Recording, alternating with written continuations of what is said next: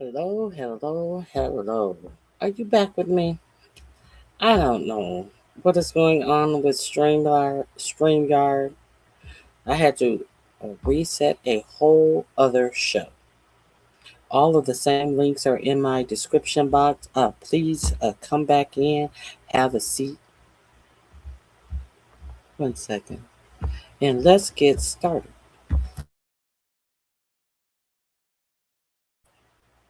And let's get started. So, where was I before I was so rudely interrupted? I think I was here. Make sure I was here. Yes. So things that we are going to talk about on today's show. I already told you about the AI and the Ford grifting of the country. How Trump stole the America's 250th celebration to grift with his billionaire buddies, and the event is less exciting than a funeral. AI is being used in the Iran war to choose areas to strike. Did you know that? Kind of like the lavender and where's daddy that was used in Palestine. Did you know that AI is being used to figure out strikes in Iran? Now, you see what AI did as far as developing cars and how the safety of cars for Ford was so off that they had to rehire human engineers. So can you imagine what that does in a war?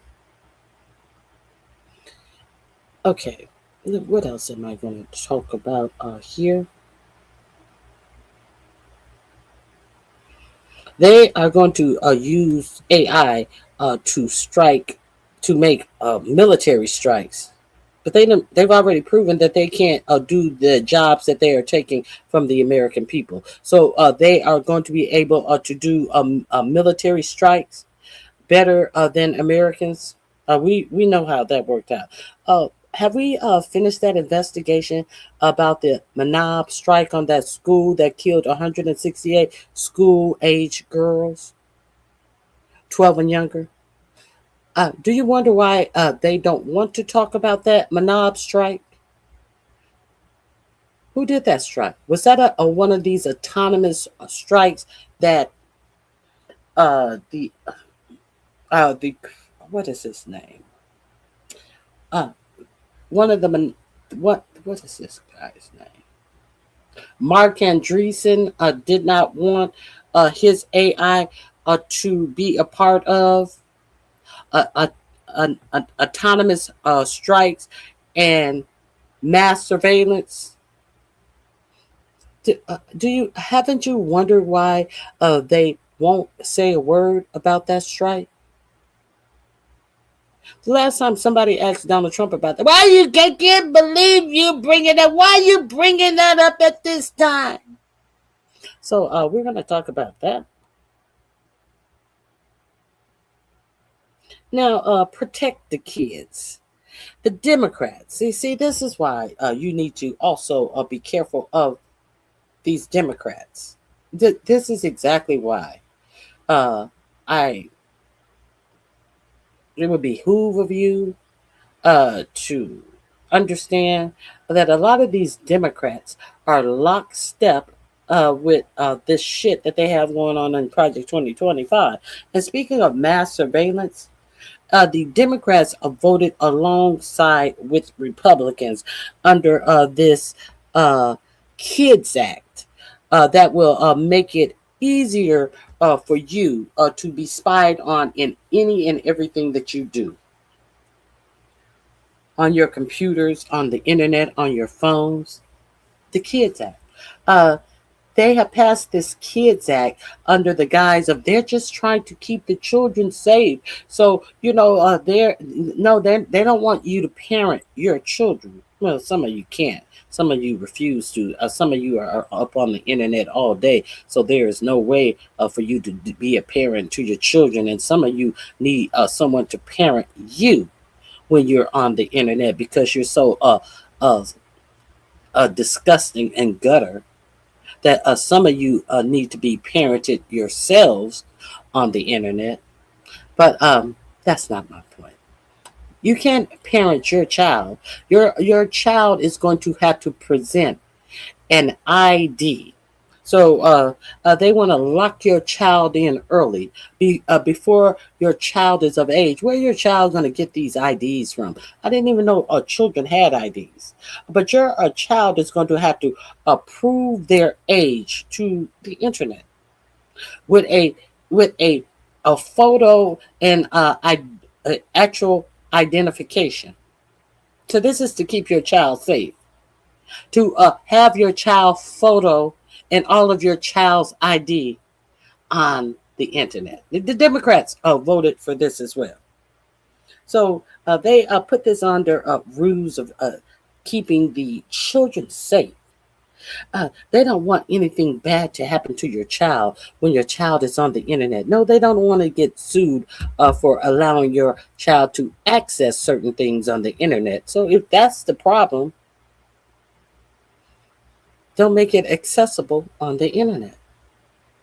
If that's the problem, you know. Speaking of AI, speaking of the internet, speaking about accessibility, let's speak about the trillionaire who, after it was already discovered that there were illicit pictures, AI pictures created of children on his Grok AI, there was nothing done to correct that. After a big uproar about children being put in unsavory position, unsavory bedwear on his Grok, to the point that one of his baby mamas was a picture was added in some unseeming way on Grok. You know, adult situations with children on it. So, do we really care about the children? Do we really care about the children as the media ignores all of this and want to profile of this person? Because he's a trillionaire. He's a trillionaire. Can you believe it? They're not talking about it. They're not talking about this trillionaire now that they changed all the rules to allow your pensions and your 401ks to have to be automatically buy in to his products. You know, when he went public, he was supposed to have to season for 1 year. They changed all those rules. In 15 days, your pension, your 401k plans can be plummeted under Elon Musk. And why is that important? Why is that important? Because his billionaire backers who had shares when Elon Musk's stock was private, they are the ones. You know, we talked about pulling the rug in my earlier show. I don't know what happened. We talked about the rug pull. The rug is about to be pulled under these investors who are now available to invest in Elon Musk's product, in Elon Musk's public stock, since it's gone public.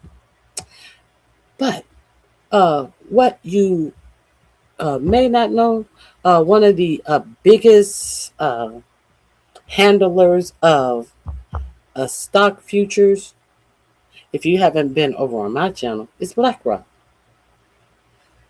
It's BlackRock. Now, why is it that Elon Musk a stock is looking for money right now? I thought they just said that he was a trillionaire. Now he's looking to borrow money right now. And coincidentally, did you also know this? Now, let me remove this.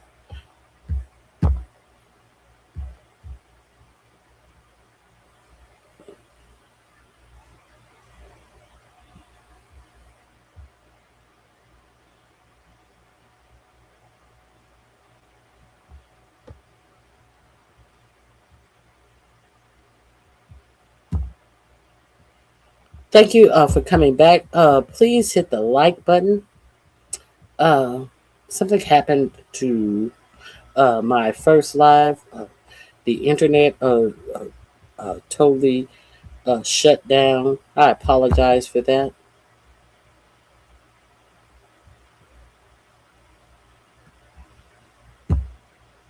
Yeah, I also remember when Mitch McConnell said that he was going to make Obama a one-term president. I remember that as well. And he was easily reelected. Yeah, I remember all of that. That picture of our president isn't funny. It's funny to me. What's funny to one is not funny to all. It's funny to me. It's very funny to me.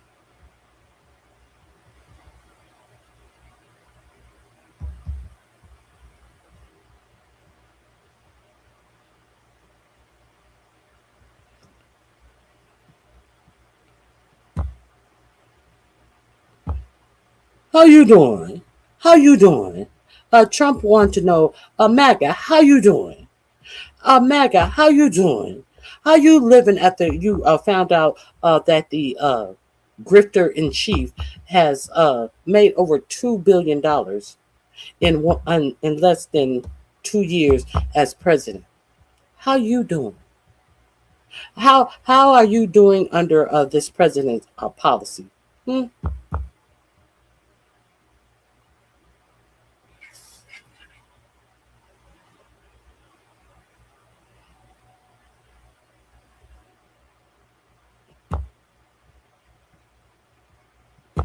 How you doing?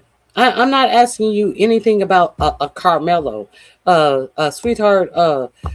Stay on topic. Stay on topic.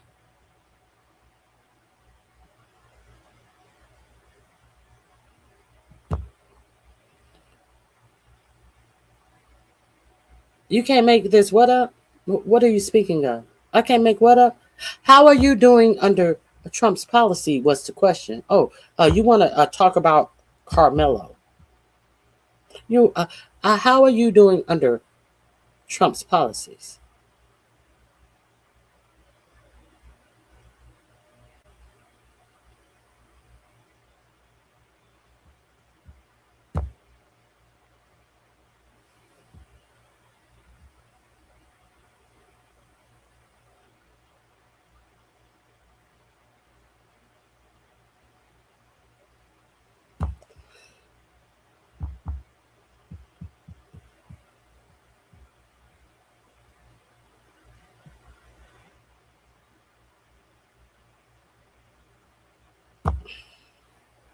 Yeah. Unfortunately, the beginning of my show, I talked about all of the corruption. I talked about the $123 million that was spent under this Freedom 250, where he hijacked America 250, who had been working on a world fair to celebrate the 250th anniversary of our country. And then uh, Trump decided to not the Trump administration decided to not give them permits for an event that they had been planning for over 7 years. And then they hijacked the name, making it a name close to what the event name that had been planning this for 7 years. And then now there's also questions about could there have been money fraud because of the original people who were donating to the real event that had been planned for over 7 years. America 250 somehow their donations got shuttled over to Donald Trump of fake patriotic of freedom 250. So there's questions about money laundering there as well. Now we see there is not anything worth $123 million at this empty fair where people are fainting in the heat, where there is there's one ride, a Ferris wheel. What fair in your fucking, what street fair have you gone to that had one ride? A Ferris wheel. I'm curious. $123 million for this. this Trump arch that's being sealed up and resealed with spray foam. When have you seen such a thing? For $123 million, surely they could have hired a great set builders. They couldn't find any set builders that could build the facade any better. Oh no. He gave these no bid contracts to his billionaire buddies because we know the billionaire buddies. They probably hired set builders, but they would refuse to hire real trained union set builders. So this is what you get when you bust unions and you use non-union work. This is the type of that you get. Welcome to America. A goddamn stagehand, a union stagehand, could have done a far better work. But who wants to pay a man to do work that is representative of the 250th anniversary of our country? Who wants to hire a man to do that work right? Not a greedy billionaire who wants to make sure he get as much personal profit off of doing this contract, because he's doing it for whom? Who is this for? This is not this is not a billionaire ball. This is for you common folk. This is good enough for you common folk. Why would I pay a union worker? I'm a billionaire. I am anti-union. I want all the money to go to me. And this is why you have this farce of affair sitting out there unattended by anyone, as Fox News try to tell their viewers that they don't see what their eyes are actually showing them. Nobody gives a fuck about this fake ass fair. So let's turn it into a Trump rally. How about that?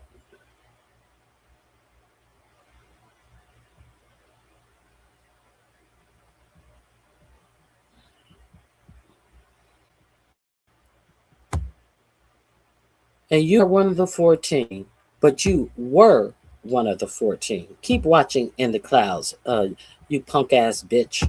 Goodbye. Okay, let's continue. Somebody's mad. Somebody's mad.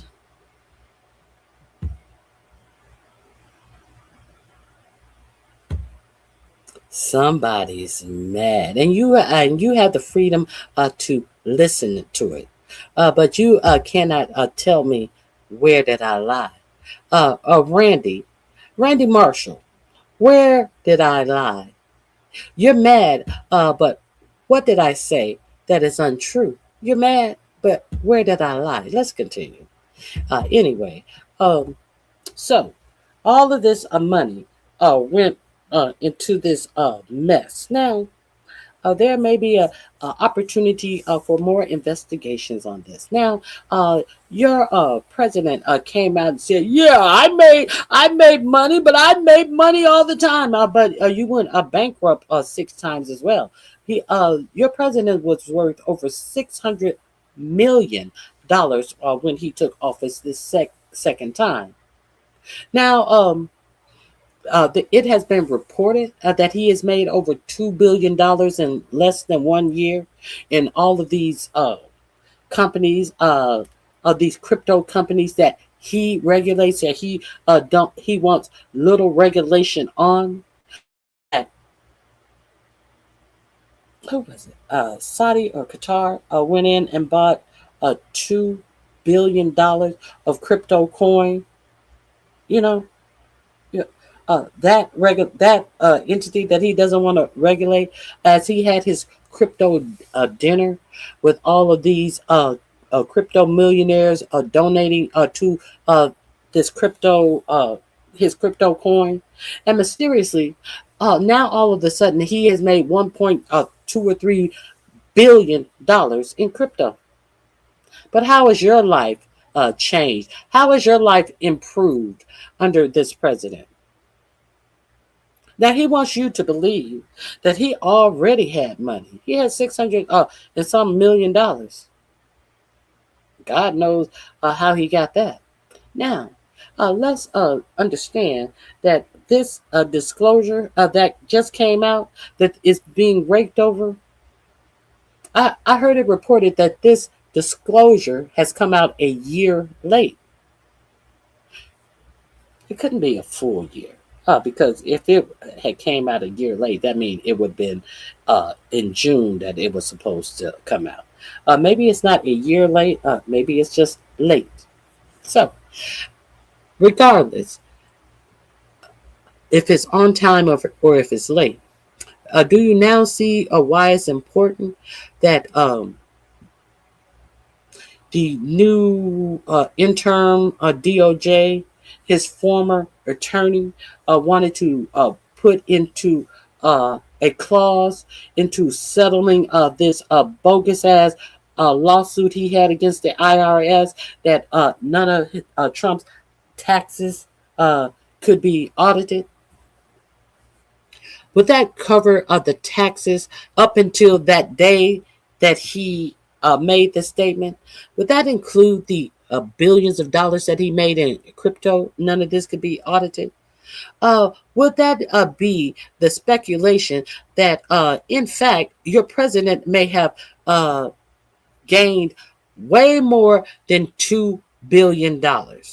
Could that be a reason why Todd Blanche wanted to make a provision after rescinding his case and try to make a provision that Trump's taxes cannot be audited? Could that be the reason? Huh? I'm curious. And put the judge initials on the settlement agreement when there was no settlement agreement. They actually just stopped prosecuting their case and then try to come back the next day and say that one of the things that were in the settlement where someone put the judge initials on, that the judge had no idea about this provision that your president's taxes or his family's taxes could not be audited. Could that be a reason? I'm curious.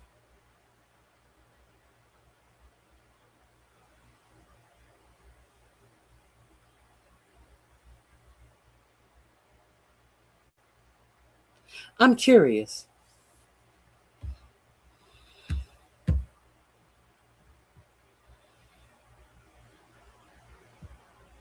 Sweetheart, Brandon, keep up. I'm not talking about millions. I'm talking about billions. Keep up. Keep up. How much was Obama's children worth when they went in and left office? How much were their children worth?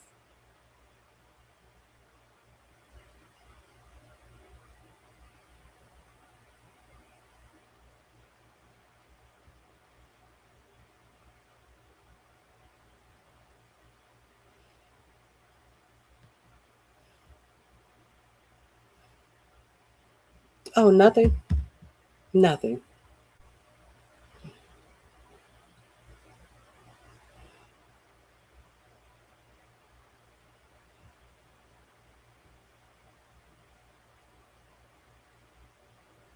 Okay. Let's get into this.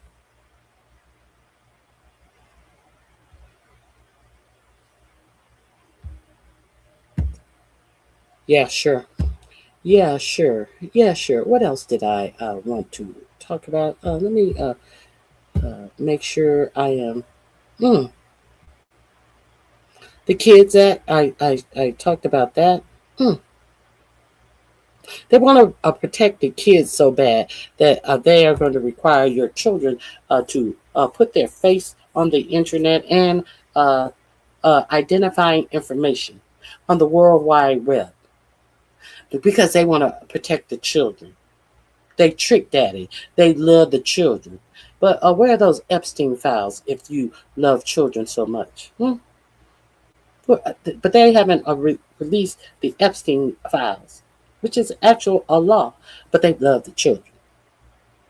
They love the children so much that the DOJ dropped a suit on the Abbott baby formula investigation that where two babies taking this Abbott baby formula lost their lives because they love the children. They love the children so much that the DOJ dropped a case against Abbott baby formula. And guess who was saying shouting out Abbott baby formula? You don't have to guess. You already know that your president has stock in Abbott baby formula and was shouting out Abbott baby formula. And are we going to ignore this concentration camp that the Board of Peace is now ramping up for? Now putting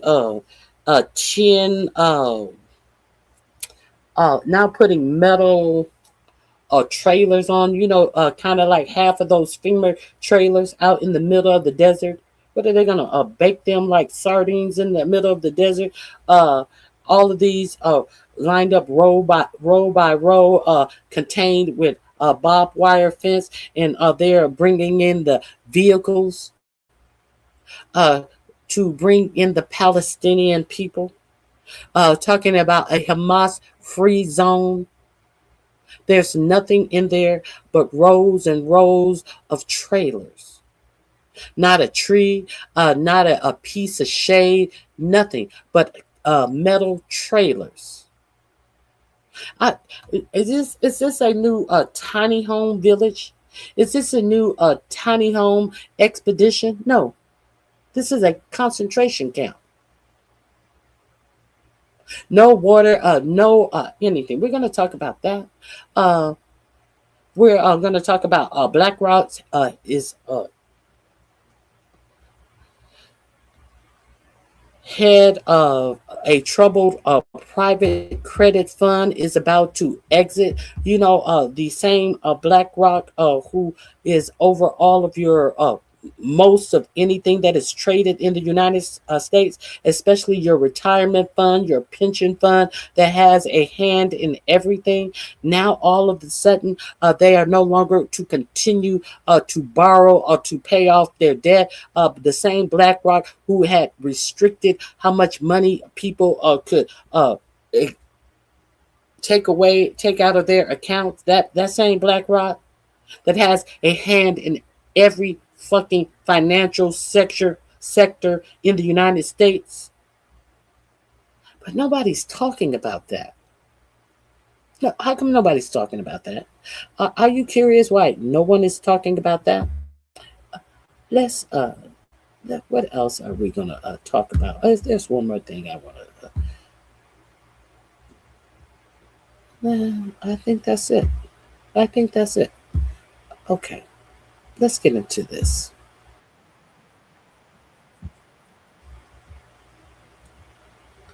Let's talk about this.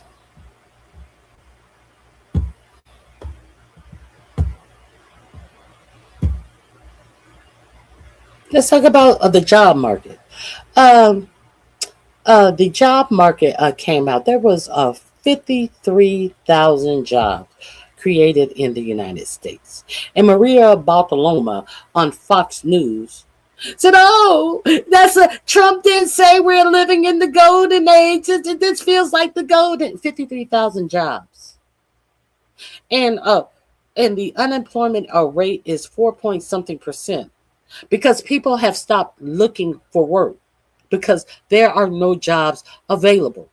53,000 jobs in the whole of the United States. Now, what did they do with the May jobs report numbers and the April job report numbers? They have taken off $43,000, 43,000 jobs from the numbers that they reported for May. Can you imagine what the real job report number is going to be when they come back in July and correct the jobs numbers? But your president told you that there are more people working in the United States than ever in the history of this country. And there are no jobs to the point that people are no longer even. Well, that's how it's always been. When they tell you about the unemployment rates, they never talk about the people who are have to stop looking for jobs because there are no jobs to be had. And when they come back and correct these numbers of this petty 53,000 jobs, and while people pretend like this economy is booming, Marita Bartoloma, oh yeah, this is a golden age. President Trump said this is a golden age. This is, bitch, when has 53,000 jobs created? Been something so golden? In a time where everything in the United States, the prices have skyrocketed in the United States. And you sitting your stupid ass up there talking about the Trump said this is the golden age.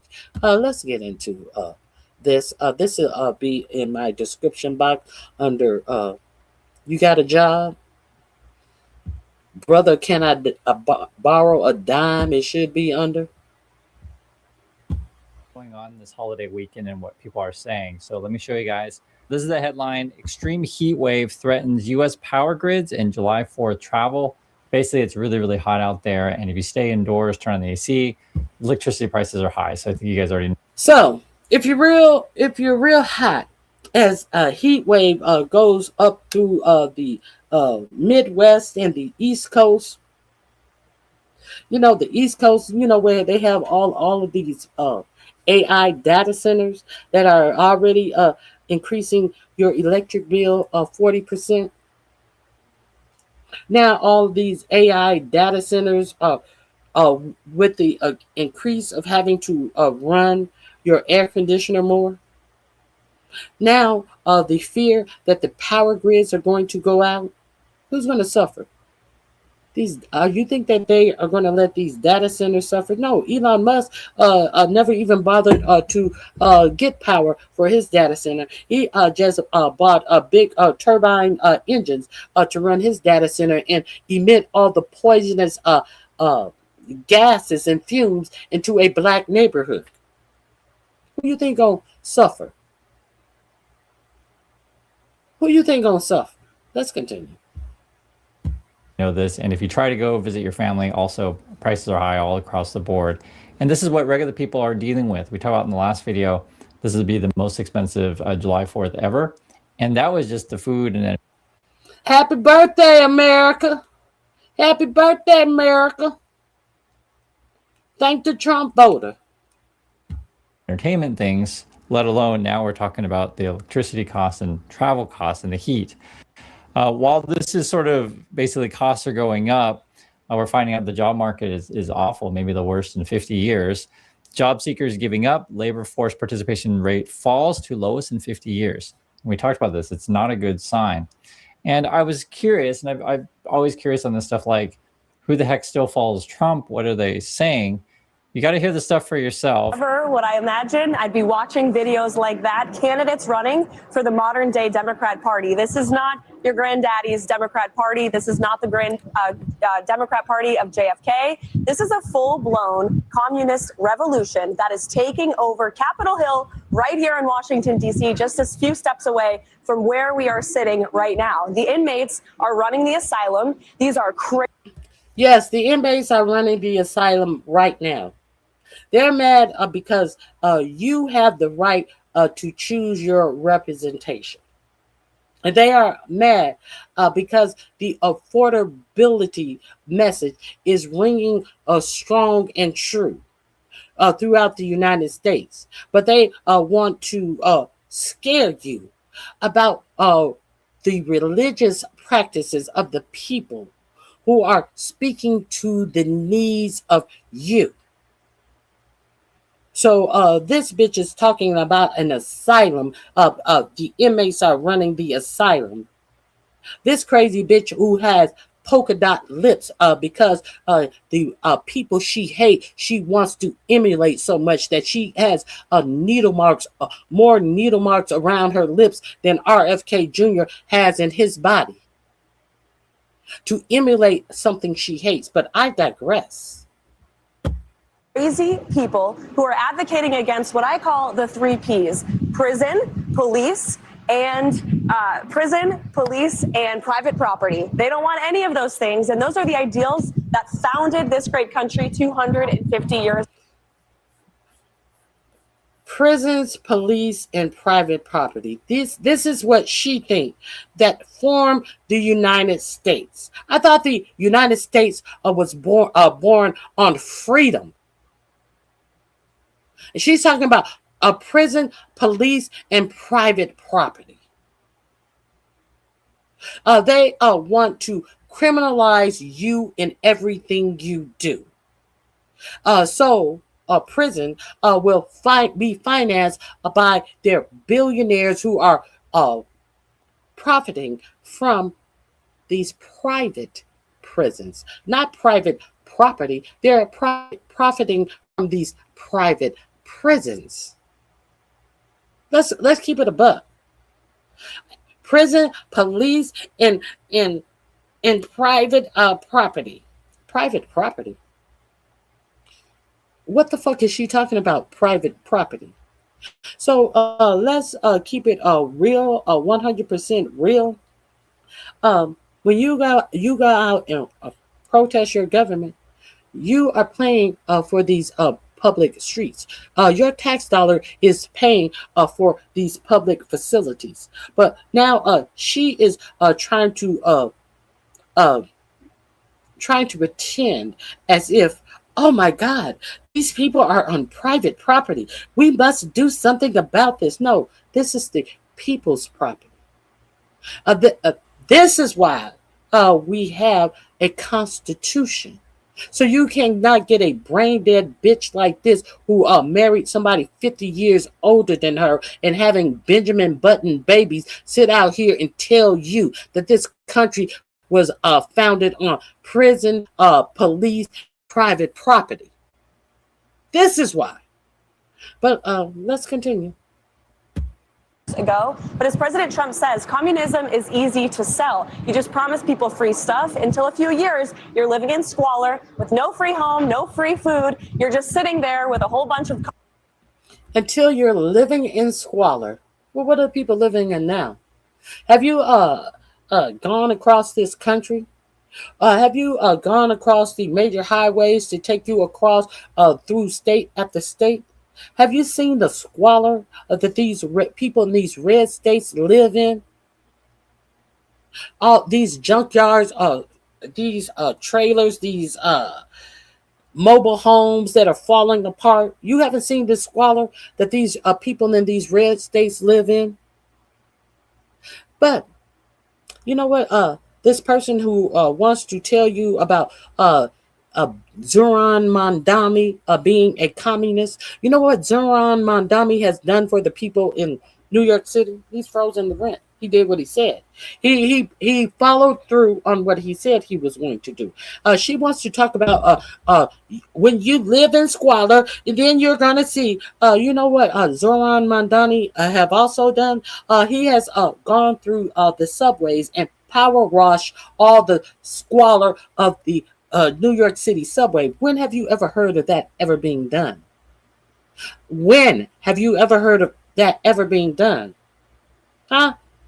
She wants to talk about squalor, but she didn't want to talk about the squalor that they left the White House lawn in. She didn't want to talk about the squalor of all of the trash that is always left all over the ground. If it's a Turning Points USA event, if it's a hillbilly Trump festival, she don't want to talk about that squalor. But we don't have to worry about squalor at this failed fake ass American World Fair because there ain't no people there to leave no trash around. Look, the only trash is the event planners that took all 68 million public dollars, tax dollars, went to this failed fair.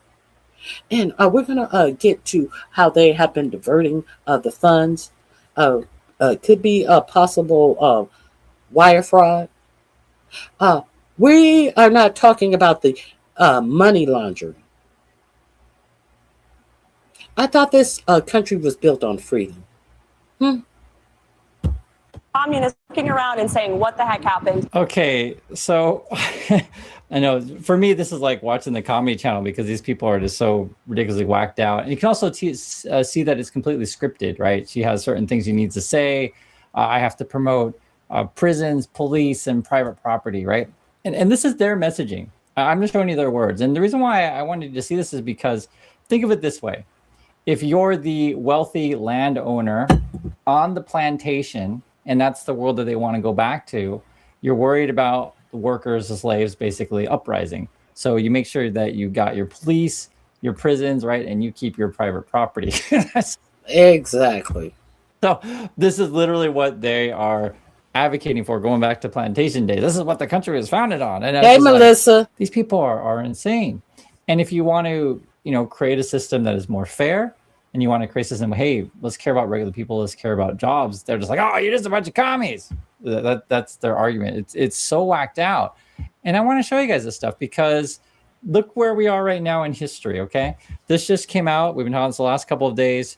Trump pulled in at least $2 billion after returning to the White House. This is unprecedented, this kind of stuff. It's insane. And then also now we're talking about, I guess we're going to nationalize some industries, right? OpenAI proposes 5% stake to the Trump administration to ease Washington pressure, and talking about the last couple of videos. Isn't this whacked out? And then okay, I forgot to talk about this. OpenAI is seizing. They need money so badly because this AI bubble is about to burst. These people who have been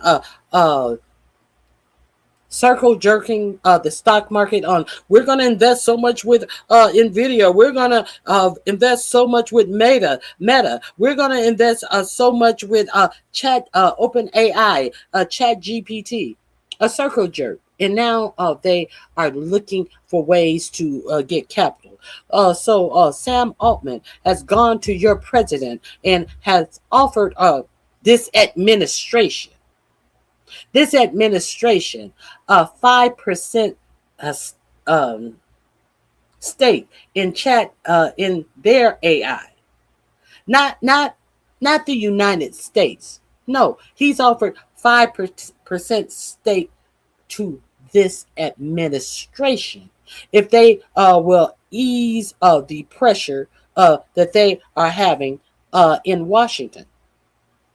OpenAI proposes handing the U.S. government a 5% stake in the company, according to reports in the Financial Times. The potential holding would be worth roughly $42.6 billion at the AI startup recent $852 billion valuation. OpenAI CEO Sam Altman reportedly argued the move was the best way to share the upside with AI with the public. So, if how would this $42.6 billion be shared with me, the public? Because you are giving it to this administration. How would this be an upside for you and I? Can any answers? It won't be. It won't be. He is bribing in a broad daylight under the guise that this is the upside to upside of AI, to share AI with the public. You think that Sam Altman wants to share anything with you? No. Let's continue. This is bullshit. guess if you want to, talk about change, they're just like, oh, we need more police and more prisons because you're trying to go after our private properties. I don't know what to say other than I'm showing you what it is, right? Trump also expects Musk will donate SpaceX stock to Trump accounts. So I guess we all want to take ownership of that. I guess as Trump want the government to control the means of production, both SpaceX, OpenAI, and others. And then this is also the Trump thing. And I'm just going through the news today because I want to show you everything. Donors were misled by Trump-backed Freedom 250, House Democrats allege. So basically what it was, I guess some people donated to the America 250, right? Which essentially a bipartisan, is a really better way to say it is nonpartisan. Just, hey, I want to have a celebration for all Americans. And then Trump's like figuring out ways to funnel money to his Freedom 250 stuff, which would be separate, right? Be it the UFC fight or otherwise. And also to try to benefit himself. And let me give you an example of like the crazy crap that from the Trump's point of view, he thinks is helping Americans. So this was just announced. I didn't know we were doing this. I just seen it right now. Babies born this year to receive, quote, Freedom 250 Social Security cards, Trump administration says. All of this fake patriotism, all of this dumb shit. But what has he done to shore up Social Security payments? What has he done to ensure that babies born this year will receive Social Security and not go as the elderly went before Roosevelt signed in the New Deal, where seniors were living in squalor because they were so poor and they were too old to work? What is he going to do about that?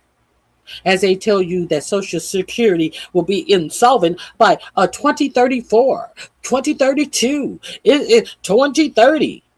What has he done about that? As he makes billions of dollars in wealth for himself, for being a insider. Now, your president said that. Well, it's I don't even know what they call it. It's a trust that I don't know. I don't know. I don't even see it. I don't even touch it. And then your president went on. I had an interview last night on CNBC, where Trump actually told you that somebody got in his it's in some type of trust as he was on the tarmac waiting to fly to somewhere to go lie in on his Qatar jet that was gifted to him, that you, the taxpayer, had to pay close to $6 million to refurbish, so that it could be Air Force One grade security on this Qatari free jet that he wants you to believe was a gift to the nation, when he actually tells you that he went and asked Qatar, can I use one of your jets? I need a jet. Now, understand that your president already has had 2 Air Force One jets. 2, not 1, 2 Air Force One jets. And there are 2 new Air Force One jets on order. But he accepts this 747 jet from Qatar, which he tells you he asked them for, under the guise of, my jets are 35-year-old, and the new jets, they won't be ready. How old are those Trump 757s that you used to shuttle around short distances in the DMV area? How old were they? Are we to believe that this man is accustomed to having brand new jets?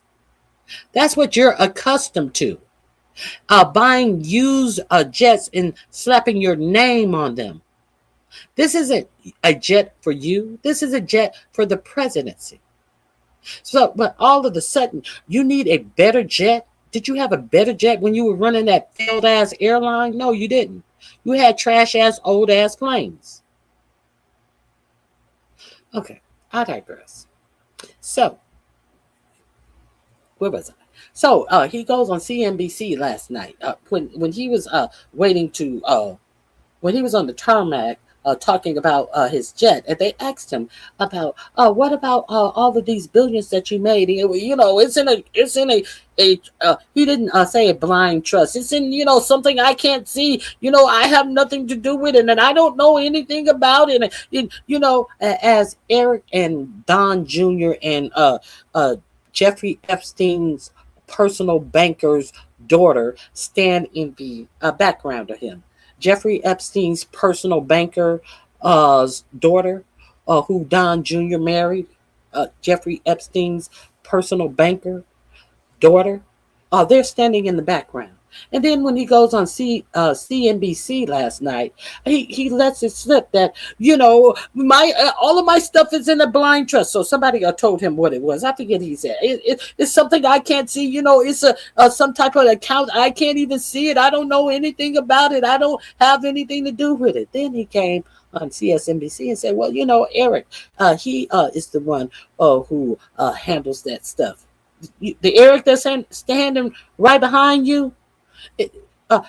Everything I have is in a blind trust. And Eric, he handles all that. So if Eric handles your blind trust, and he's standing behind you, and he's profiting off of your presidency as well, how blind is the trust?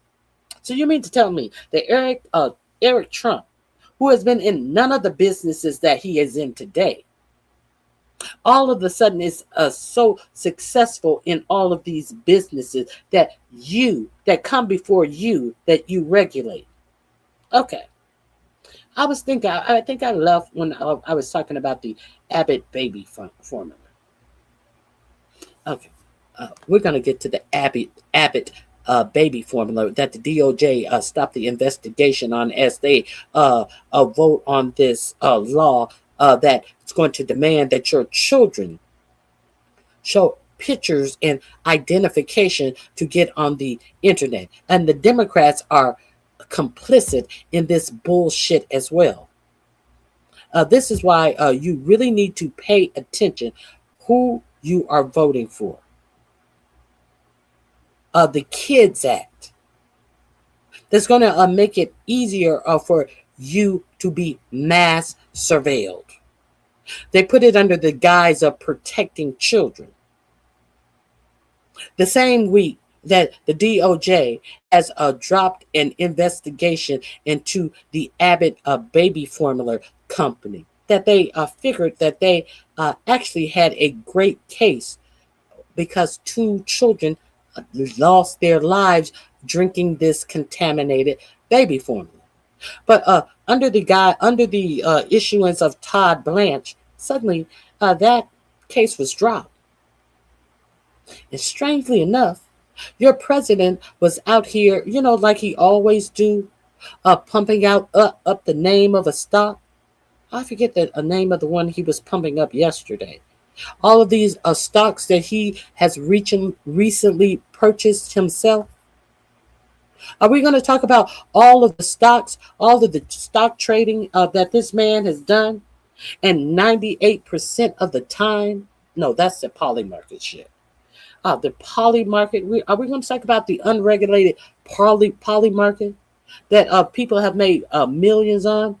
Are we going to talk about all during this Iran war, how they were talking about mysteriously people were making money on these stocks mysteriously 15 minutes 10 minutes before your president was going to make an announcement about the war is over, the strait is open, the strait is closed, and all of this type of shit, that people were going in and buying and selling to effectively make money on this announcement that was going to become minutes later, only to find out through your president's disclosure information that he gave that he was one of them who was making all of this, his announcements that he was going to make. But they want you to believe that it's in a blind trust. And and Eric, I told him to stay away from it as much as he can, but Eric, he's over it. And my kids, they get information, but I told them to stay far away. So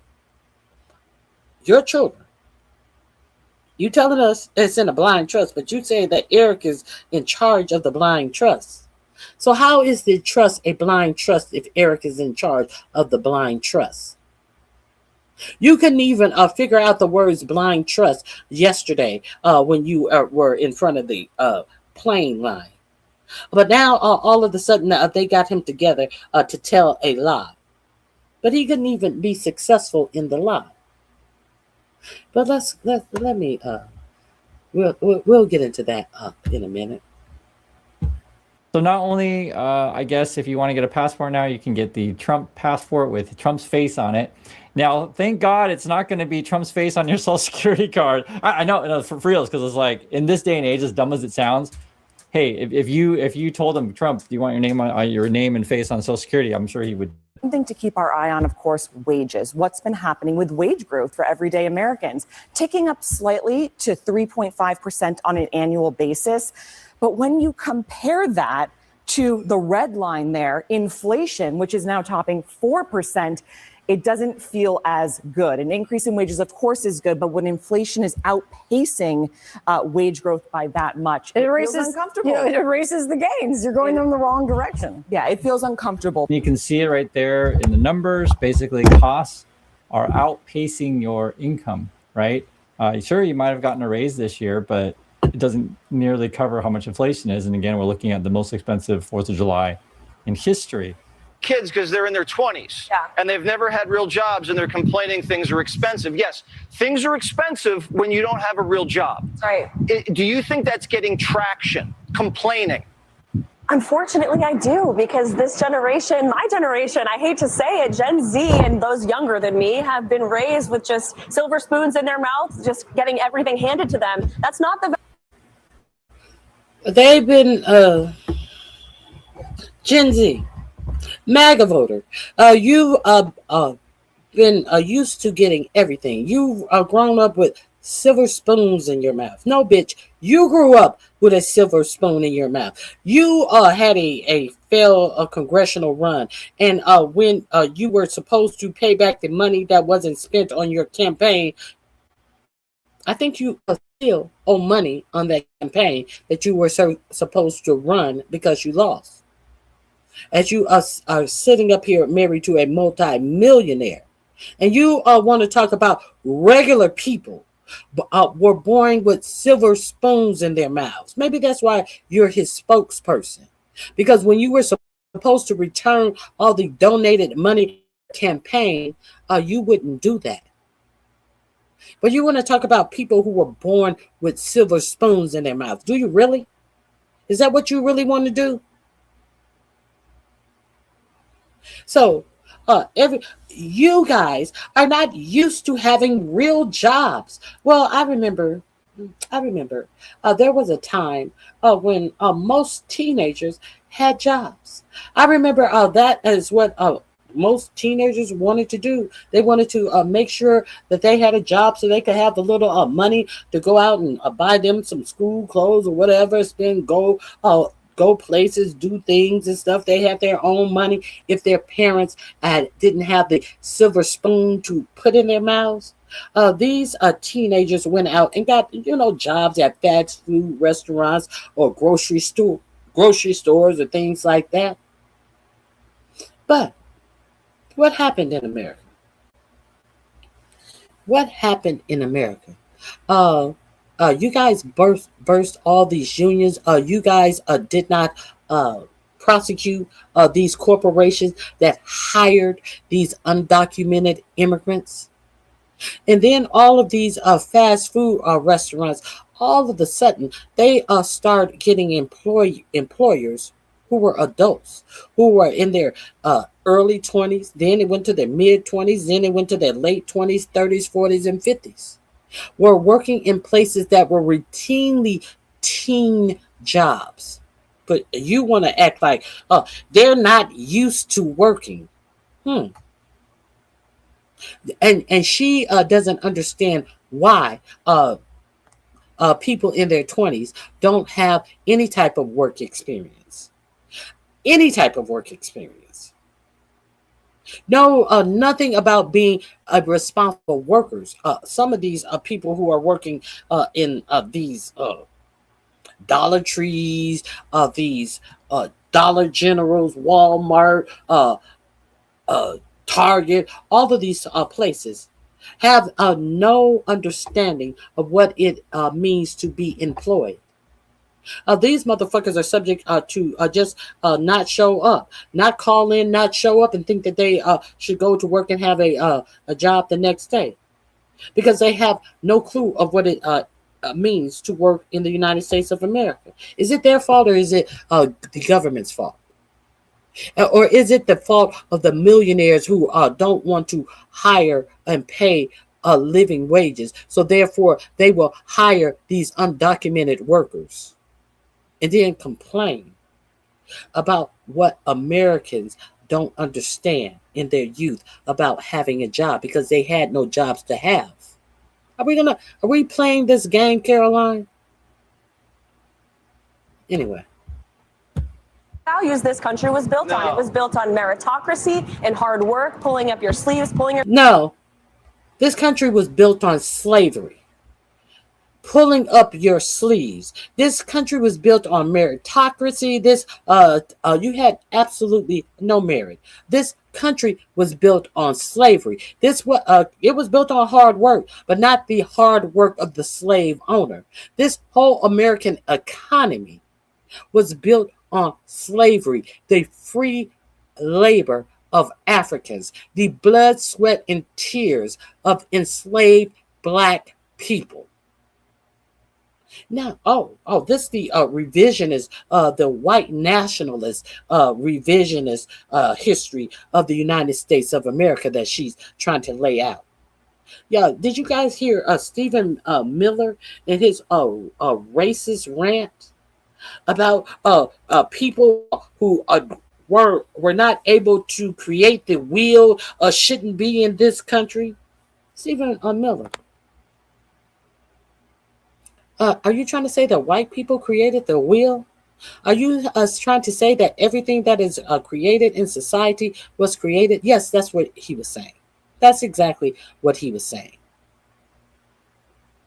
A bunch of dumb white nationalist shit is being said out loud, recreating this false narrative about this country was built on meritocracy. This country and the wealth of this country was built on slavery. All of these monuments, all of these Capitol building, the White House, were built by slaves. But this bitch is up here talking dumb shit. Yourself up from your bootstraps. In my generation, I hate to say it, Gen Z and those younger than me have been raised with just silver spoons in their mouths, just getting everything handed to them. That's not the values this country was built on. It was built on meritocracy and hard work, pulling up your sleeves, pulling yourself up from your bootstraps, and achieving the American dream. And we need to protect it with all we got. Is it laziness? A little bit. Is it because the professor said country's corrupt, it's evil, and we just need to shake them down and hand money out? It's laziness and it's the liberal indoctrination. You bring up a great point about our education system. However, I will say a silver lining, so many parents that I talk to across the country are homeschooling, are turning to private education, are turning towards Christian schools across the country because they don't. So I know this whole thing is okay. And we're going to talk about that. We're going to talk about that as well. I didn't even know she had gone into all this dumb shit. We're going to talk about the amount of money that has been grifted from these private institutions. You know, when they wanted you to have a school choice. We're going to talk about all of the fucking money that the government is paying for trips to Disneyland, for computers, for sex toys, all of the stuff that is being paid for. Because in Arizona in particular, they don't even audit, edit, or review anything that is bought under the guise of private school vouchers that is under $2,000. So all of the shit that is being bought to separate your tax dollars from reaching a vast amount of children to go into private schools where this is what they're doing with the money. But since your child has been plucked out of public school, the money goes to this for-profit, for what? For-profit school district. These charter schools, this homeschooling. And this homeschooling thing, you will be surprised at the people that mark up the curriculum for these homeschooling apparatuses that are available to your students. Many of them know absolutely nothing about education. They know about making money. So we're going to talk about that too, coincidentally. She reminded me that we're going to talk about that. Now, we're also going to talk about do you find it peculiar that a lot of these for-profit schools, a lot of these charter schools have the right to deny accepting any type of disabled or special need student? So therefore, if your child has a special need, has autism, has a learning disability, any type of thing that a charter school will not accept your school for. See, because when we had a real Department of Education, those are the things that the Department of Education work for, to make sure that the civil rights of your child were met in school. But they want to get rid of the Department of Education. So that's not happening anymore. But what we also know is that these charter schools do not have to accept those students. So those students, either they are going to go to private schools that has far less funding to afford to the special things that they need to teach special needs students, to hire special need educators, good special needs educators. They have far less money to accommodate your special needs children. So we're going to look at all the money, but they're not looking for waste, fraud, and abuse in any of these things. Now, I talked about the superintendent over what but fuck red state was that? I think it was Oklahoma. The superintendent over Oklahoma, who wanted to put a Bible in every public school. He wanted to put the 10 Commandments up in every school, like Texas did. But this was last year or the year before last that I was telling you about this guy. And then and everybody was up in arms about this guy, and he was like, I don't care, I'm going to do what I want to do. And this is a young guy. Everything was going his way. All of the religious right were on his side, until one day he had a meeting with some parents about what school district their children could or could not go to. And there were other school officials in the meeting as well. Then all of a sudden, his TV came on by mistake. And what was on this Christian nationalist, Jesus must be in the classroom, what came on his television via some type of feed that he had previously been watching? It was female pornography, not female on female pornography.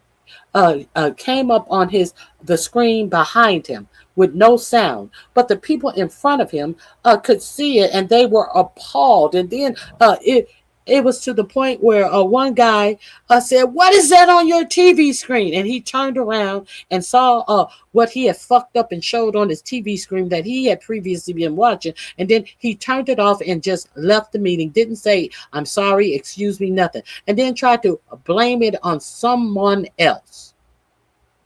And then he quickly, the superintendent of school who wanted to put the Bible, the 10 Commandments up in every classroom, have a Bible in every classroom that the school district would pay for. They paid over $200,000 for these Bibles. And guess what Bibles they were? They just happened to be the made in China Trump Bibles that he spent district money on.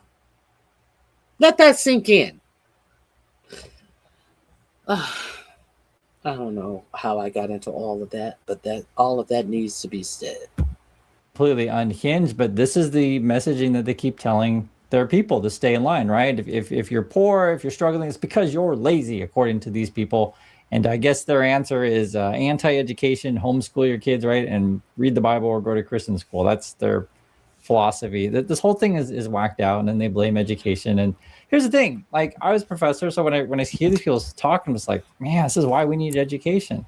Teach people history, teach people critical thinking skills, to ask questions. And as I always say, for anything, please Google anything. I'm seriously, like you should seek to find the truth in this stuff, and it should be obvious that these people are crazy. And then you have this, which is absolutely insane. U.S. warned Iran about Israel's aims to assassinate leaders. And basically, at every turn, it's looking like Israel wants to derail any kind of talks. And it gets into the point to where, U.S. officials, not necessarily Trump, because he's just, off in Trumpy land, but U.S. officials are just like trying to hold these people back, because if you take out too many of basically anyone we can talk to, then there's no way to ever have peace. This whole thing is crazy. This story is crazy. Everything about it. And then when you hear Trump talk, you're kind of wondering, okay, where is his tweets and talk coming from? Listen to this. How a Jewish person can vote for a Democrat is beyond me. Well, because I've been the best president in the history of Israel, and they acknowledge. And by the way, in Israel, I think I was at 99% or something. But Joe, right? So he's saying he's like the best president Israel's ever had. It's like the craziest stuff, and I have to play it with his own words so you can hear it for yourself. What's the difference now between what Biden and his family did and what Trump's family? That's a great question. I get asked that a lot. That's why I thought so. So, if you ask Donald Trump Jr., are you on a board for this crypto company? Are you on the board for this predictions market company? Are you on the board for this drone company? He will say, yes, I am. If you ask the president, the family, did you all do this development overseas in this country? Yes, it's the best development ever. It's going to be blah, blah, blah, blah. They're transparent. If you ask Joe Biden. So the argument they're going to make now, I guess, it's okay for Trump to get his $2 billion because at least he told you about it. Isn't this absolutely crazy? This is the crazy land that we're in. And I also want to talk about just what regular people are feeling and regular people are saying, because as I say all the time, guys, it's about the economy, stupid, right? It's about jobs. This is why we talk about this stuff all the time. So while Trump's off enriching himself, this is how regular people are feeling. Have a watch. I officially think we've reached the point where looking for a job and finding a new job is actually harder than the jobs we're applying for. I talk to hundreds of job seekers each month that are having to apply to hundreds and thousands of jobs. And most of those jobs, they're not hearing anything back from. Maybe a few rejections here or there. Maybe they get in contact with a recruiter that ends up ghosting them, or they get invited into an interview process that's like 10 steps, that's got assignments, assessments, take-home work, panel interviews. It's absolutely crazy. And then if you do make it to the end of one of these processes, you likely get a lowball offer. I've even seen people taking demotions, like going from a director to a manager, or a VP to a director, or even a manager to an IC, just to land a job. That's how hard the job search is right now. And unfortunately, it doesn't really look like it's going to get much better anytime soon. It's absolutely wild. And so those kind of experiences are what people are facing right now, right? There's not that many jobs. You don't hear back. And even if you do get an opportunity at a job, you're going to have to get paid less. And again, costs are going up. to like 200 jobs and haven't gotten a single offer. This job market is brutal. There's your problem. What? Stop applying online. Walk into the office, shake somebody's hand, hand them your resume. You can't do that anymore. Why not? Because the receptionist will just tell me to apply online. Okay, so apply online. I do. Then what's the issue? I upload my resume and then I have to type all of the information that's in my resume into 100 tiny little boxes. Then I write a cover letter and submit my application. Okay, and then someone calls you to interview, right? If I'm lucky. What do you mean? First, there's a recruiter call. Okay. Then a hiring manager interview. Okay. Then an HR interview. Okay. Then a panel interview. That's excessive. Then a final interview. For a management position? No. What was the job? Entry level. Entry level? That wanted a bachelor's degree and 5 years of experience. How is that entry level? That's what we're all trying to figure out. Well, after all that, they must have hired somebody. They did. Who? The CEO's nephew. You're joking. I wish. So what are you supposed to do? Be related to somebody in upper management? And that honestly is the truth. There is so much nepotism in the job market in USA. Basically, it's who you know. And it's been like that for a long time. If you want any good job, it's all through connection. Basically, the online applying generally is a black hole. I'm not saying, stop trying, but don't get your hopes up. The real way to do it is through connection. I'm just telling you the truth on this stuff. And if you have family members, you're born into a well-connected family. Okay, so you get the gist of this. Let's see what else. Sister girl, I know you don't have no good story to tell. Want to hear that. What you're going to do, even if you did do the application, don't even hear, hi, I did an application online, blah, blah, blah, blah, blah, blah, blah, blah. They don't want to hear that. They do not want to hear that. What you're going to do, even if you did do the application, don't even mention the application when you call. When the person comes on the phone, I want you to say, hey, good morning, good afternoon, how are you doing today? Start building a conversation. Then I want you to inquire about a job. Are you guys hiring? Do you have any positions that are open or possibly about to be open? And they're going to hit you with, let me go get my manager because I don't know. That's what you want to hear. Now, they may give the phone to the manager and you will be able to talk to the manager one-on-one. Now that you're on the phone with the manager, you actually have the opportunity to tell the manager what you applied for, and you can ask questions. Well, what position would you like filled quickly? Or what kind of experience would I have to fill this position? Inquire, ask questions. You kind of just got to work it. Like, y'all need to know how to talk to people. Kind of got to know how to finesse your way into a job. Because I promise you, if you call and keep calling and say, hey, did you guys look at my application? Did you look at my application? I promise you they did not. They did not look at your application because they have so many applications to go through. You actually have. Let's not forget that the new AI technique, a Walmart, I told you about this way back in 2024, that they have this new apparatus that they are trying to get employers to use, where who will be going over the applications? AI, of course. AI is going to be going over the applications, and AI, based upon the applications that it perused, they are going to be matching the applicant with whatever job that they feel that they are a match for. So, in fact, you will not have the opportunity to apply for a particular job because AI is going to override whatever your wishes is, whatever job you are applying for. And AI is going to be matching you, your resume, your cover sheets, and everything about you with a job that AI has chosen that you are comparable to be able to work in. Let that sink in. Have to build some type of connection and have a good conversation over the phone with the manager, so they will go ahead and set up your interview. Whatever the case may be, you have to know how to talk. I understand her perspective. We're basically keep calling, don't give up. points of view of what people are saying. Businesses and managers and employers love to come on here and say that Gen Z is unprofessional and doesn't want to work, but I'm here to offer an opposite opinion. I think that employers are so disrespectful and unprofessional now. I applied for a job last year and I got like nothing back, no message back, anything. But I did get a potential spam number come up on my phone. And you know, if it says potential spam, you're not going to answer. And mind you, I was driving, and in Tennessee, we cannot be on our phones while we're driving. So I get home and I go to my messages and I have a message from this number. And it was like, please learn how to be professional and professionally decline a job. Like, what?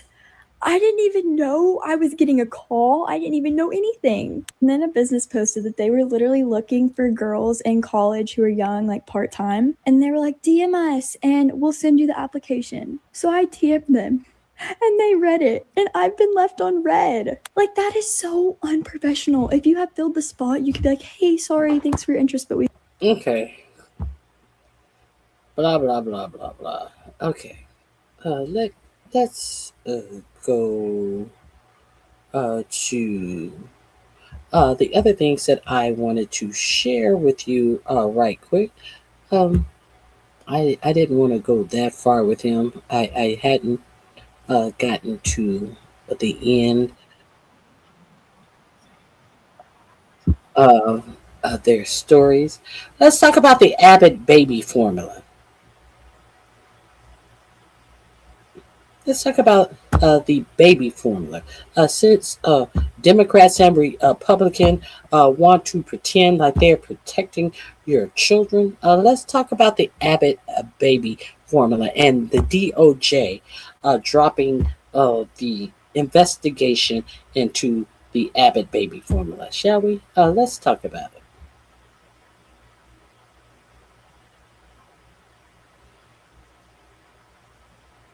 After the death of 2 children.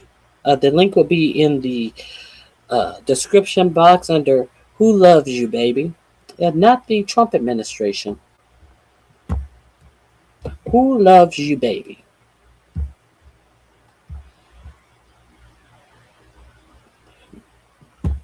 This is can be found on Status Quo. The link will be in my description box under the title Who Loves You, Baby? After taking in hundreds of thousands of dollars in legalized bribery, the Trump administration and Republican Party are letting off a company accused of killing babies. I'm JT Siskowski with Status Quo. This reporting comes from the Wall Street Journal, who lead off with the baby formula probe produced a pile of evidence. Then the Department of Justice dropped the case. Some prosecutors believe they had enough to charge Abbott Laboratories, but senior officials opted for civil settlement. The Justice Department spent years investigating Abbott Laboratories over how it managed a baby formula facility where potentially deadly bacteria was discovered and suspected of causing infant deaths, worsening a national shortage. Some prosecutors believe they had evidence to criminally charge the company under a law. Let's get rid of regulations. There's too much regulations. Let's continue. They had used to pursue other businesses for allegedly selling contaminated foods, according to people familiar with the matter. Some supervisors also thought it was a good cause, they said. Top decision makers instead closed the probe, the people said, opting for a lighter touch option, clawing back money the company earned from selling formula through federally funded nutrition programs. When you have dead babies, why is no one being charged criminally? Why is it this slap on the wrist approach, even to a corporation? You would think that the dead babies thing would go a little bit too far. But as we find buried halfway down this article, no, there's actually just out and out corruption going on here. This is the corruption. The company's defense lawyers, meaning Abbott Laboratories defense lawyers, included Mark Phillip, who previously served as Deputy Attorney General under President George W. Bush. Phillip last year also urged the Justice Department to overhaul the consumer-focused office that steered the investigation and to remove its ability to bring criminal cases, people familiar with those discussions said. A spokeswoman for Kirkland & Ellis, where Phillip is a partner, says it is common practice for former Justice Department leaders to provide management advice to incoming administrations of both parties. That may be true. That doesn't make it right. And it certainly doesn't make it right that Philip is offering this advice about not criminally prosecuting companies accused of crimes like his current client, his current employer is, who is currently facing an investigation from the federal government. I mean, Jesus Christ. But it doesn't start with just that double dealing where you have the person who is being investigated or somebody with the entity that's being investigated also contributing management advice to the people doing the investigating. Not just that conflict of interest, you also have out and out corruption in the form of hundreds of thousands of dollars that have been given both to President Trump's inauguration and to the both political parties, both major political parties in this country. We'll start with the inauguration because it's the biggest one. Abbott Laboratories is listed here by Public Citizen as having contributed $500,000 to President Donald Trump's inauguration as a... Go figure. 1 minute. Louise FML, do not comment my chat being disrespectful. If you say one more stupid, one more disrespectful thing in my chat, you will be blocked. Obviously, you're a fan. Hit the like button, but do not come in my chat being ignorant. I'm pretty sure you're a Trump voter. You can't help yourself, but that's neither here nor there. You cannot display your ignorance in my chat.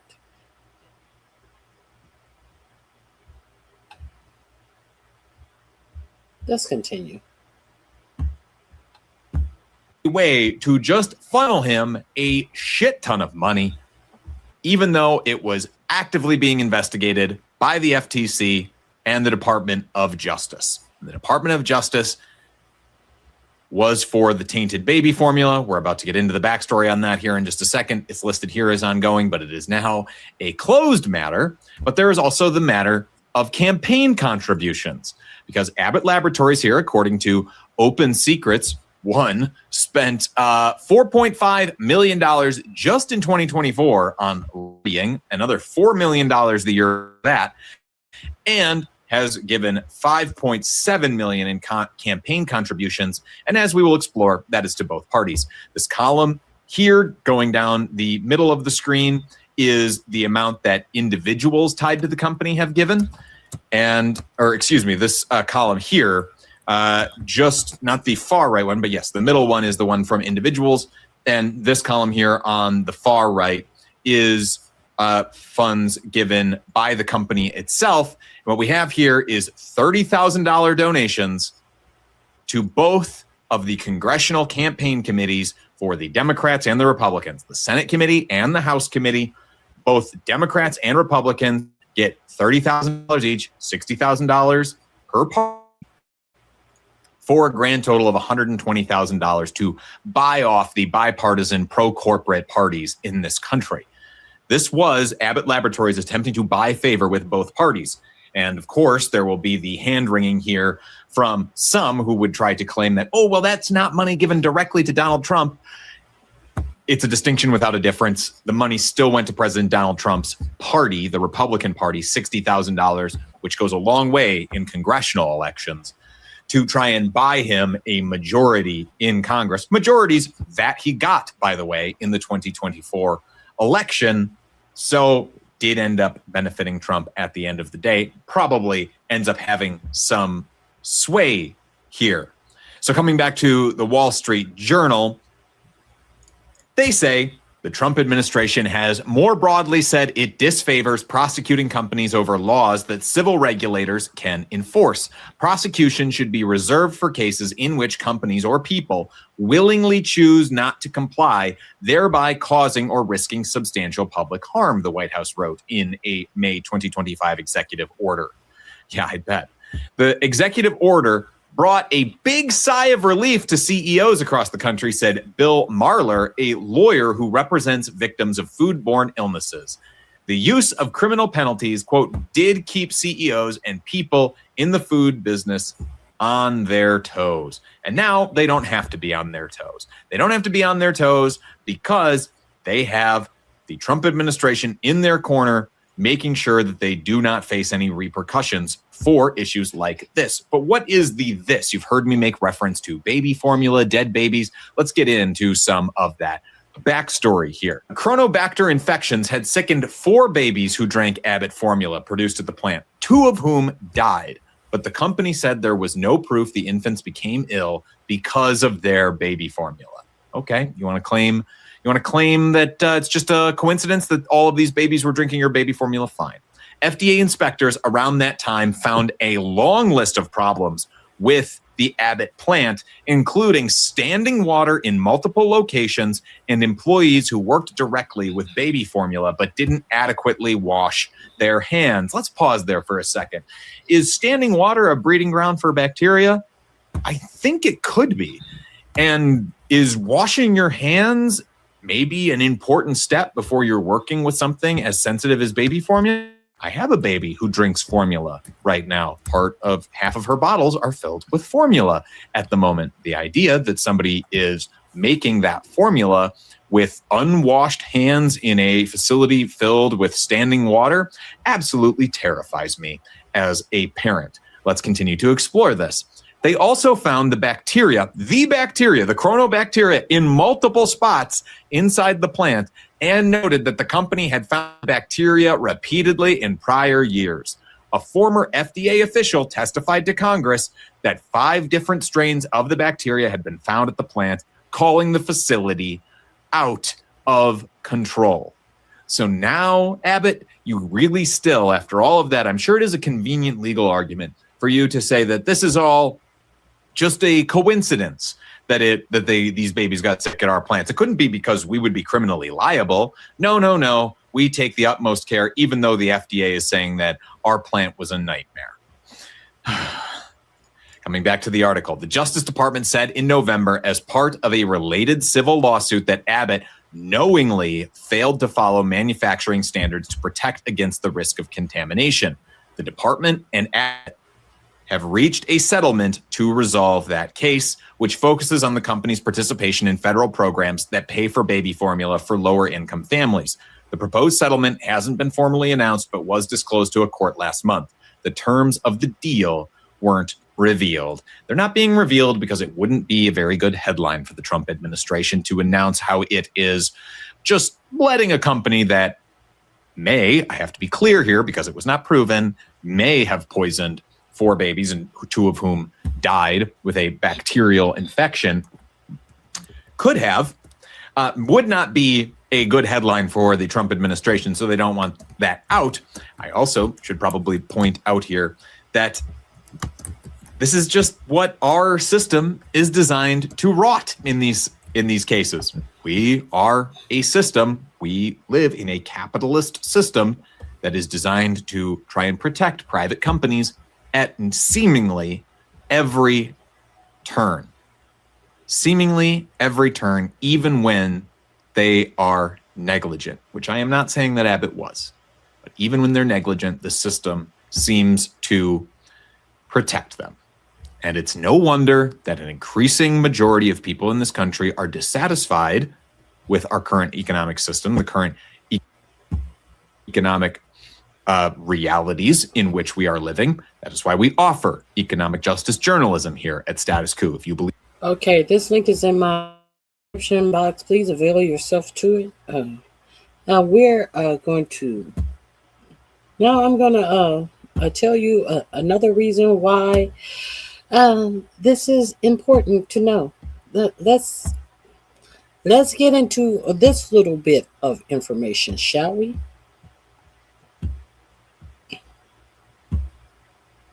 How is it possible for us to know this?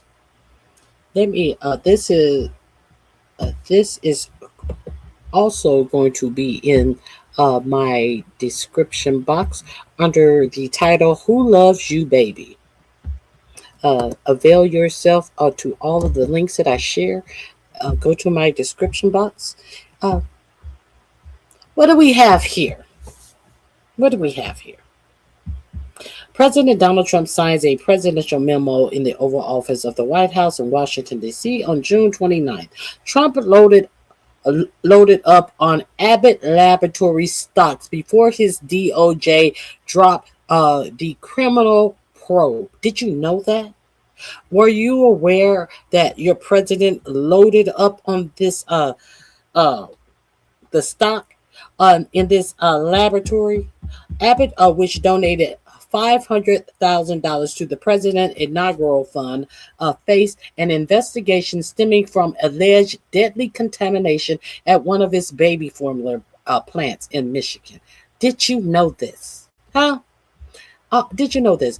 U.S. President Donald Trump last year purchased hundreds of thousands of dollars of Abbott Laboratory stocks before his Justice Department dropped a years-long criminal investigation into the company, which was accused of misconduct after infant hospitalization and deaths were linked to one of its baby formula factories. The stock purchases were revealed in the president's annual financial disclosure report that came out about 2 days ago. Did you know that this was also buried in his financial disclosure reports that alerted you that he has made over $2 billion in this last year alone? Did you know that this is some of the money that he made from Abbott Laboratories after investing in their company after they gave him $500,000? Did you know that? Well, why does it matter that because he touted them out. He went above and beyond to actually tout out this stock. That's why it matters. The stock purchases were revealed in the president's annual financial disclosure report, which spans 927 pages and shows thousands of trades valued at over $1 billion. Let me see. No, we can't hit that. Trump's first purchase of Abbott stock last year was made in late September, and the president bought around $500,000 worth of shares in total in 2025, according to the nonprofit media organization More Perfect Union. Let's go to More Perfect Union. Let me see. Let me see if I can find this on More Perfect Union. I love More Perfect Union. Let me see if I can find it there. Let's see if there's a link to it there. The Wall Street Journal report on Sunday that the top decision makers at the Department of Justice shut down the criminal investigation into Abbott, which donated $500,000 to Trump's inaugural firm, even though some prosecutors believe he had evidence to criminally charge the company under a law used to pursue other businesses for allegedly selling contaminated food. Prosecutors have been considering a misdemeanor charge against Abbott for violating the Federal Food, Drug, and Cosmetic Act and a separate count for misleading the government. The Journal reported, citing unnamed people familiar with the matter. Investigators in early 2022 had found traces of a potentially deadly bacteria in its plants in Sturgis, Michigan, including on equipment very close to infant formula containers, as well as a long list of other problems. The Food and Drug Administration received reports of at least 9 infant deaths. At least 9 infant deaths linked to baby formula produced at Abbott Sturgis plant, which the company temporarily shut down amid fears of dangerous contamination. The Justice Department launched its investigation into Abbott, the largest infant formula manufacturer in the U.S. in 2023 under the administration of former President Joe Biden. Trump's DOJ has taken a far more lax approach to corporate enforcement, reaching a sweetheart settlement deals with company accused of price fixing, stiffing competition, and other illegal activities. The journal reported that the Justice Department and Abbott reached a settlement to resolve a separate but related civil suit alleging the company knowingly failed to follow manufacturing standards to protect against the risk of contamination. This suit, which was joined by 31 states, alleged that Abbott had a culture of concealment at Sturgis and withheld information from the FDA related to the presence of microorganisms in the Sturgis facility, the journal observed. Let me see. There's the statement from More Perfect Union.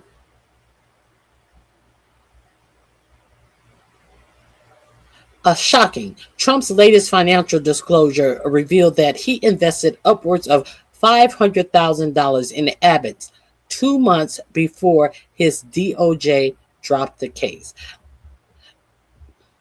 There you go. Last April, the investigative outlet ProPublica reported that workers at Abbott Sturgis plant, which resumed production in June 2022, said the company was still engaging in unsanitary practices similar to those that led to the temporary shutdown. Current and former employees told ProPublica that they have seen the plant at Sturgis, Michigan take shortcuts when cleaning manufacturing equipment and testing for microbes. The outlet reported employees said leaks in the factories are sometimes not fixed, a dangerous problem that can promote bacteria growth. They also said workers at the facility do not always take required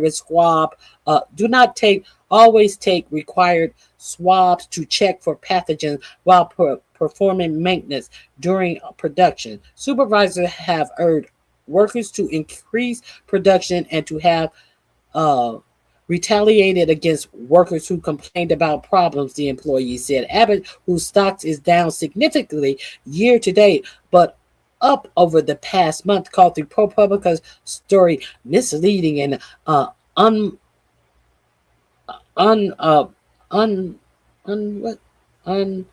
unponged in the motives of workers who spoke to the outlet. Unponged. Impugned the motives of the workers who spoke to the outlet. Trump purchase of Abbott stock wasn't the only buy that preceded significant action by his administration. On April 8, 2025, the day before Trump announced the tariff pause, disclosure showed that 327 individual stock purchases worth as much as $12.8 million, one of the largest single-day stock buying sprees disclosed in the filing, Sludge reported on Wednesday. The purchases include Apple, Microsoft, Nvidia, Amazon, and Alphabet, each valued at as much as $250,000, along with scores of other companies. The S&P 500 jumped nearly 10% the following day when Trump announced the pause, one of the largest single-day gains in the industry's history. For whom? For your president. April 8th, 2025, 327 individual stock purchases worth as much as $12.8 million. When Trump announced the pause, one of the largest single-day gains in the index history. The S&P jumped nearly 10% the following day after your president bought this stock. Maga, how much did you make on April 9th of 2025? Maga,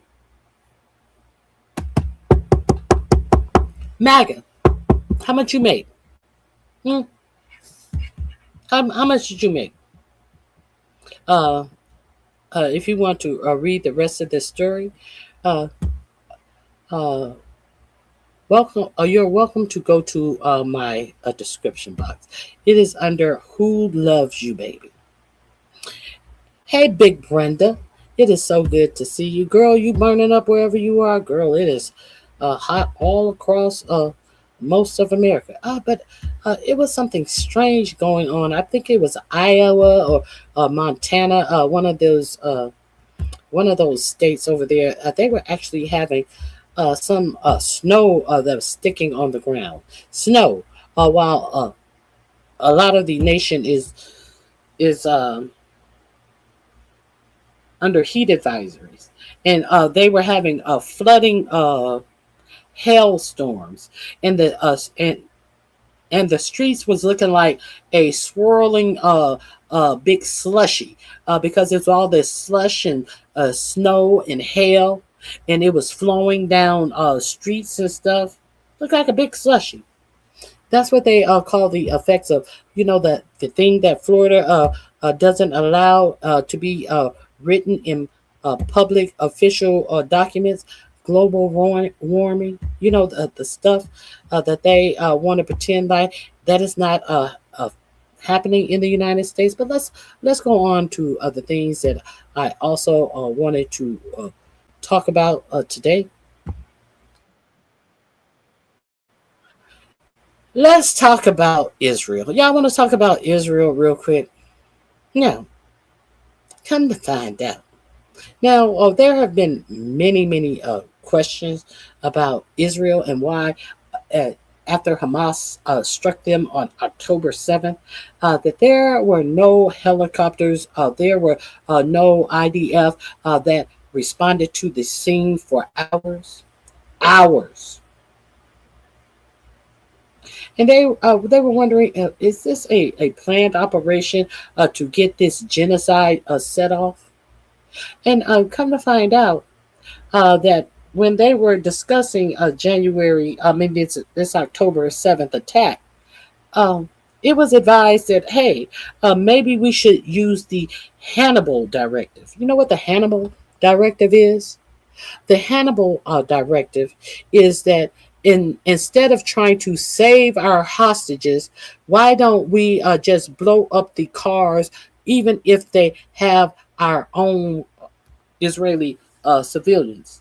Even if we think that Hamas is trying to escape with Israeli civilians, let's blow them all up so we don't have any hostages to negotiate about. You know, those hostages that they were so insistent that they would not, they were so important that they got all the hostages, and then it was so important that they got all the hostages' body that they could not and they would not have peace with the Palestinians, this fake peace that they propped up in your face to make you feel like they have a peace agreement, and they have been constantly killing Palestinians from the day that they promoted that fake peace summit. You remember that one of the sticking points were the hostages? Well, come to find out, Israel didn't give a fuck about their own hostages. They didn't give a fuck about their own people being taken hostages. They would have just rather had killed them on day one. Did you know about that? Let me share this with you. Verse 7, Hannibal. What is it? Hannibal, like Hannibal Lecter? Yes, the Hannibal clause. Let's get into this.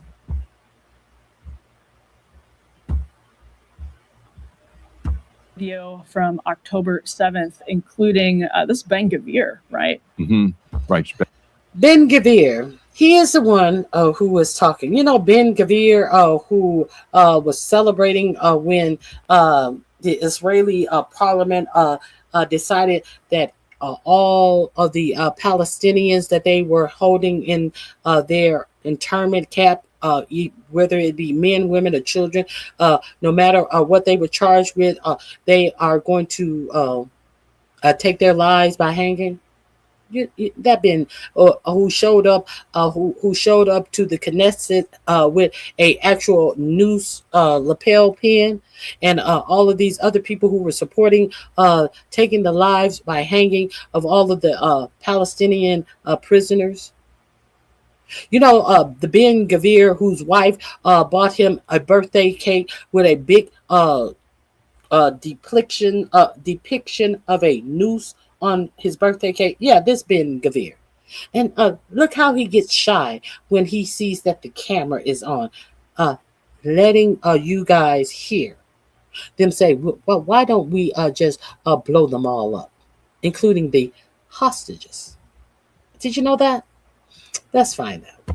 Ben Gvir showing up in this video, and we'll kind of read some of the, because it's in Hebrew. So there's a documentary crew news crew who's in there filming on the morning of October 7th as the army is putting together its plan for a counterattack and for a defense and then a counterattack. So let's roll this, and then we can kind of read it for you. Right now, one person says, I would bomb the entire Gaza border, hit them with a blow, so they'd have a real problem. It looks like they're on it, somebody else says. I wrote this to Amir. They're not even getting fighter helicopters.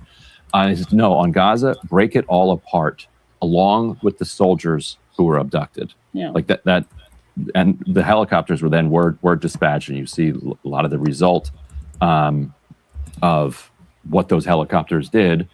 And then Ben Gvir comes in and says, wait, are you filming me? You could film when I give you permission. Please take this out. So that's when they shut that down.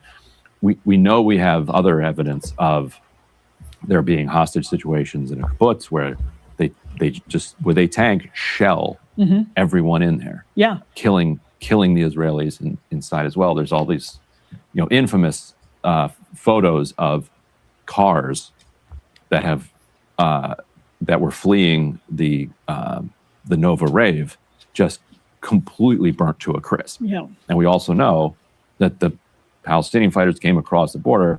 And we also know that they tried to blame all of those burnt up cars on Hamas.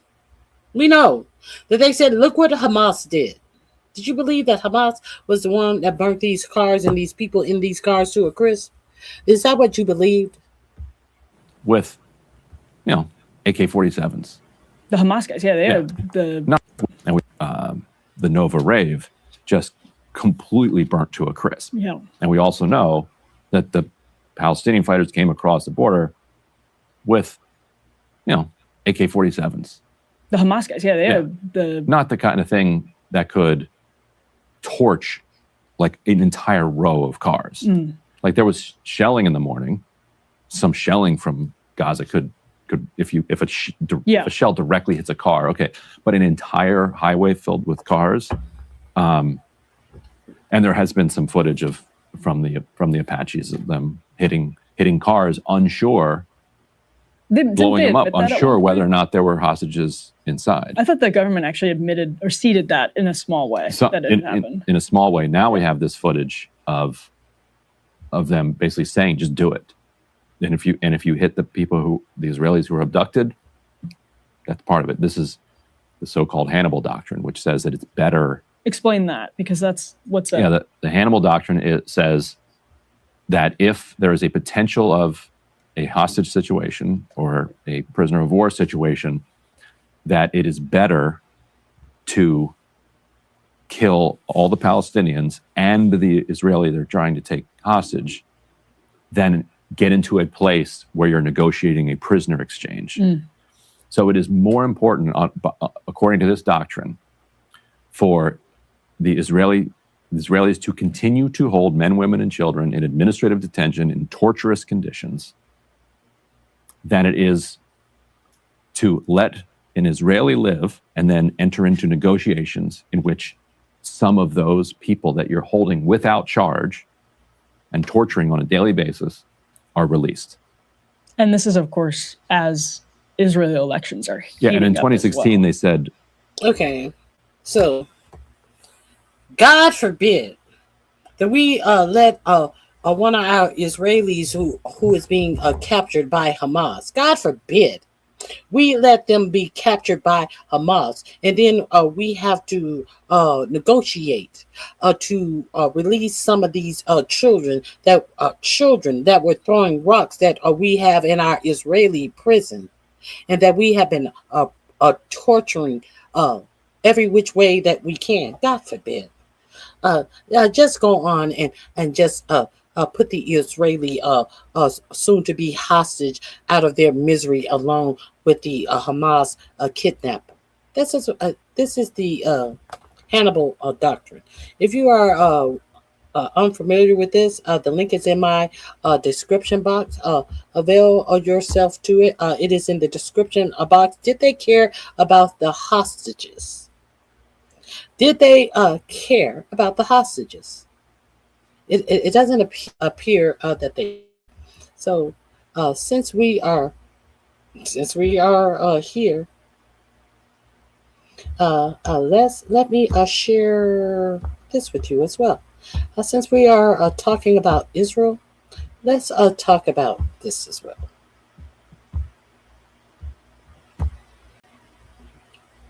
Let's talk about the board of peace. You know, that board of peace, that 45-47 is going to be over, and any nation can join as long as they pay your president, who will have full control of the money that comes into this board of peace. If they want a lifetime access to the board of peace, you know what the board of peace is up to now? Do you know? Do you know? Do you know? Media reports board of peace decisions are taken, but meeting still is shrouded in mystery. Now, the board of peace had a meeting. The media reports the board of peace decisions taken, but meeting is still shrouded in mystery. This is going to be in my description box as well.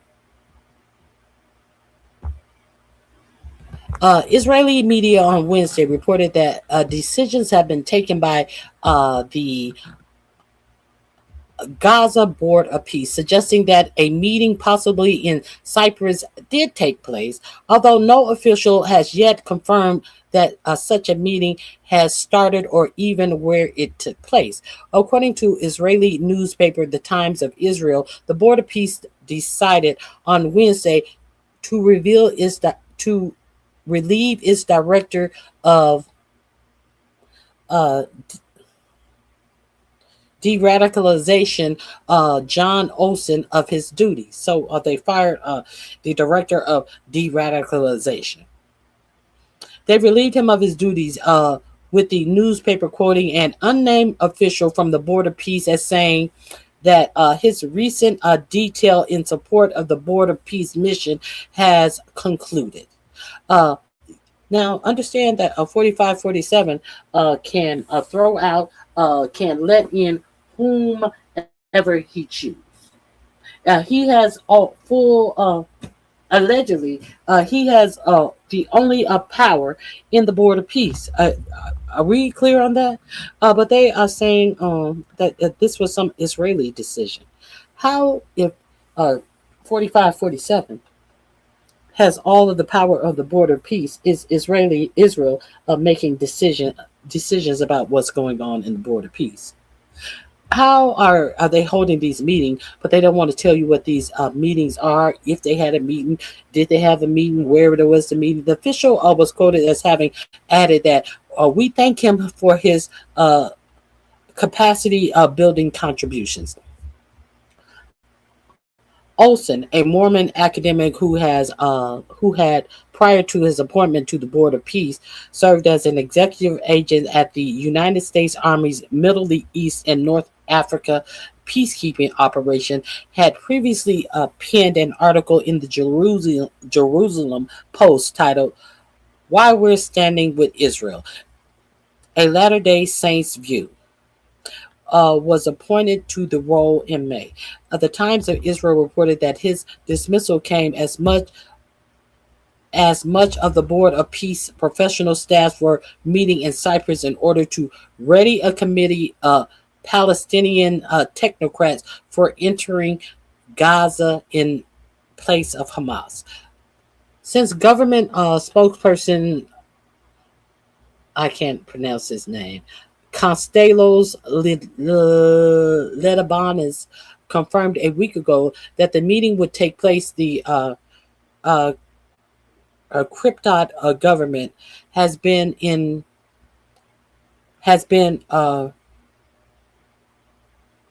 reticent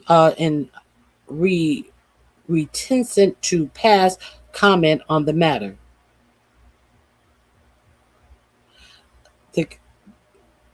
I guess the Cyprus government has been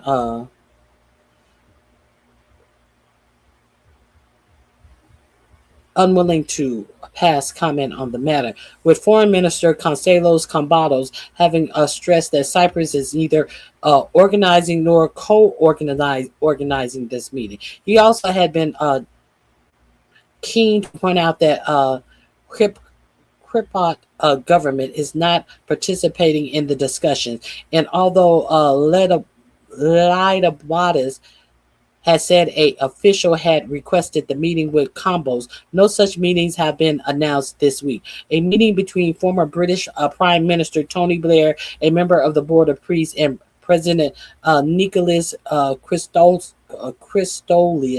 in Nikos, which had been announced in Nicoas, which had been announced for Monday, never took place. Meanwhile, Israel Hayam reported. Israel Hayam, that is a newspaper. The Israel Hayam is owned by Trump's favorite supporter, Miriam Adelson of the famed Adelson, Sheldon Adelson, who owned many of casinos, who has passed away, and Miriam Adelson. I think she's gave hundreds of millions of dollars to support the Trump campaign and all that he do. But you remember your president said that, oh, my friend, he gave her some type of medal of honor or some shit that is the highest honor giving to our soldier. He has given her that, and he said that, oh, she's such a good woman, she's done so much, she's a dual citizen, and I think she loves Israel more than us. If I was to ask her, I think she'd say Israel, but Miriam, she's a great person. Meanwhile, Israel Hayam reported that the Board of Peace has taken a decision to open Hamas-free humanitarian zones in Gaza, with civilian population to be directed to camps in that area where they will receive humanitarian aid.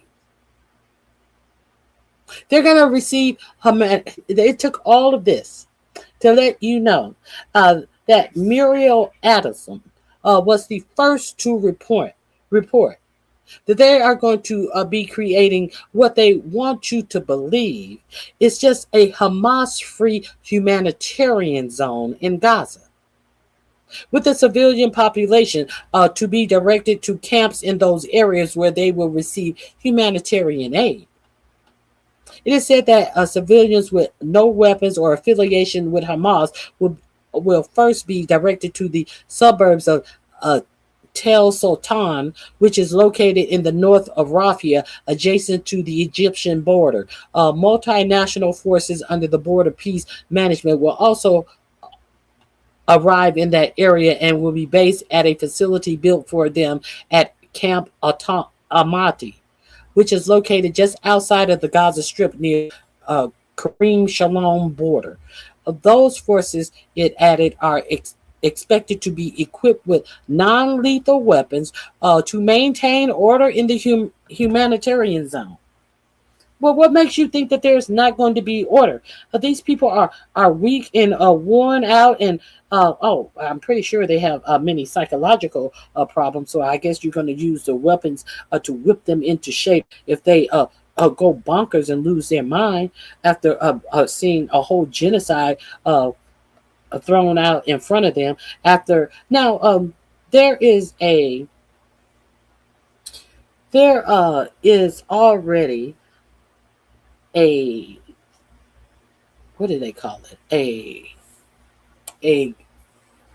What do they call these places? There's already a tent city over in Palestine that they have bombed, and they are not allowing the Palestinians to return. They're bombing tents. They're bombing tent encampments where the Palestinians are living among rats and all type of vermin and all types of insect infestation, and they're bombing them. Now they're not allowing them to come back. Are these the first occupants of this new Gaza Hamas-free humanitarian zone? Are these the people that they want to show humanitarian efforts towards? This is a concentration camp, in my own opinion, in my humble opinion.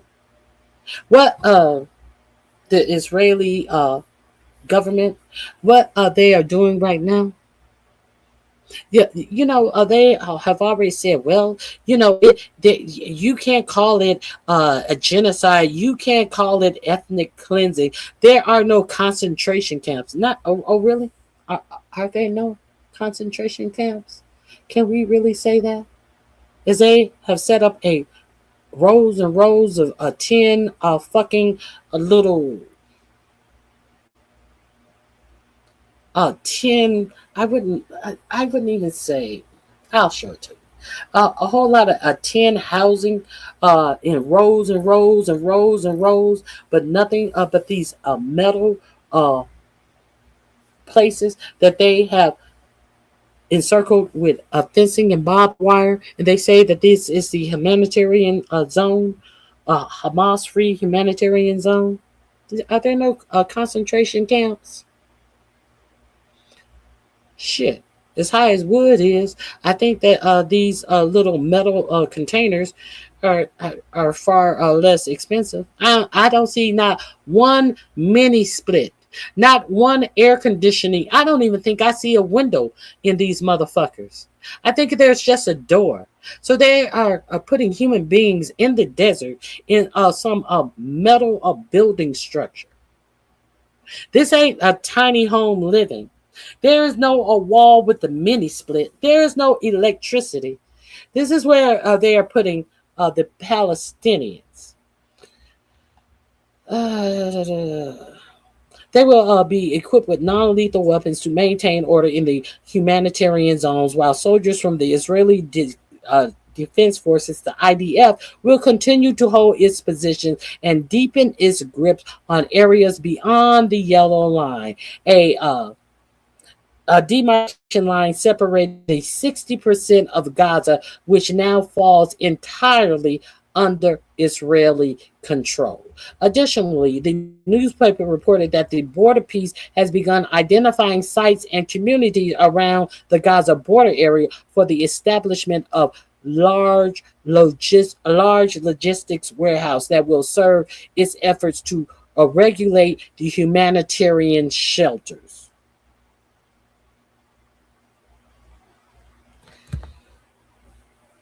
Efforts to regulate the humanitarian shelters. It stated that Israelis living near the Gaza Strip had expressed reservations regarding the reported plan,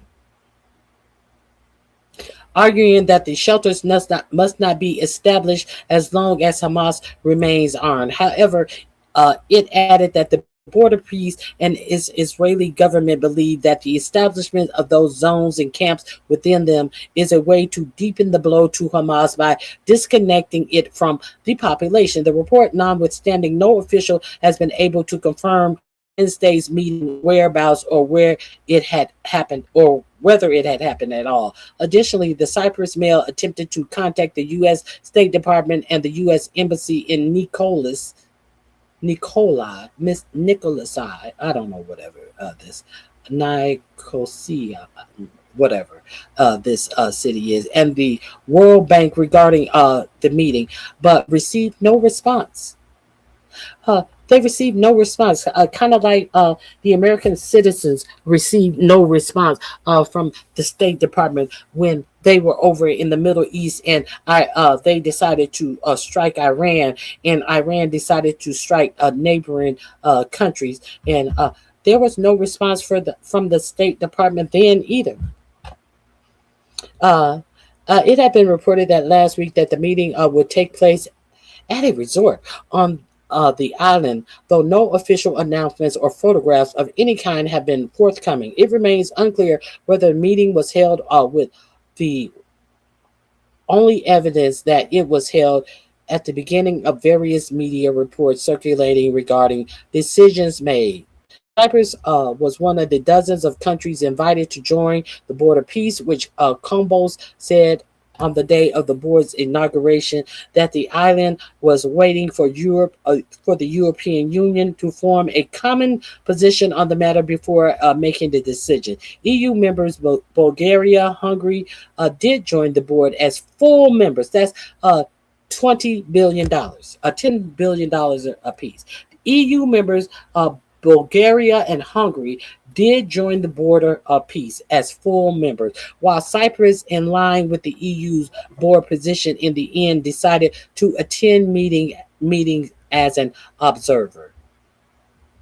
Did y'all know about that? Did you know about that? This is going to be in my description box under Board of Peace ?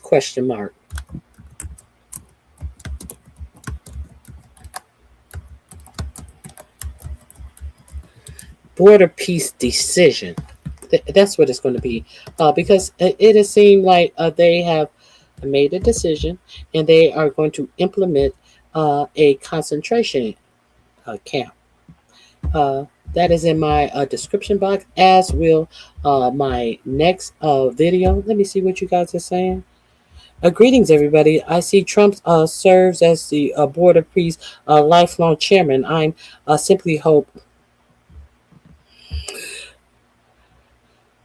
Hey, Peach Fuzz, you look familiar. You didn't change your name?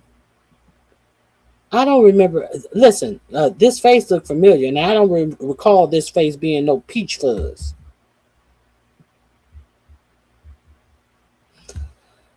I concur, David. I concur with you on that. Who is this? What was your old name? Oh, my God. I haven't seen you in so long. Good to see you. It's good to see you regardless. Okay, so let's see what else what other information we have on what Trump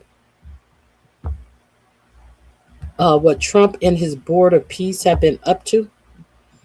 Where did I find this information? Let me share this with you. Because sharing is caring. Let me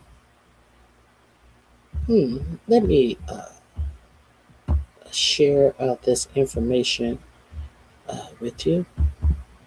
Let's go here.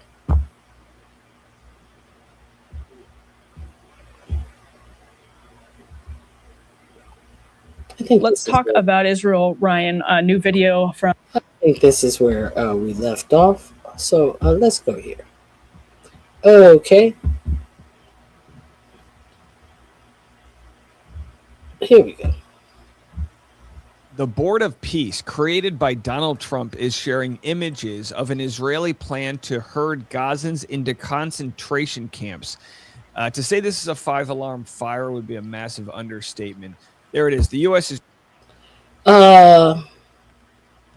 concentration camps. The U.S. is going to help Israel build and run concentration camps in Gaza. There you go. There you go. If you don't know, now you know. Oh, there are. It looks like there is one window. Now, I don't believe that these are two. That this is one unit. I think that these units are split in the middle. One window for this side, one window. Can you imagine? Can you imagine? Can you imagine? Can you imagine? In the desert.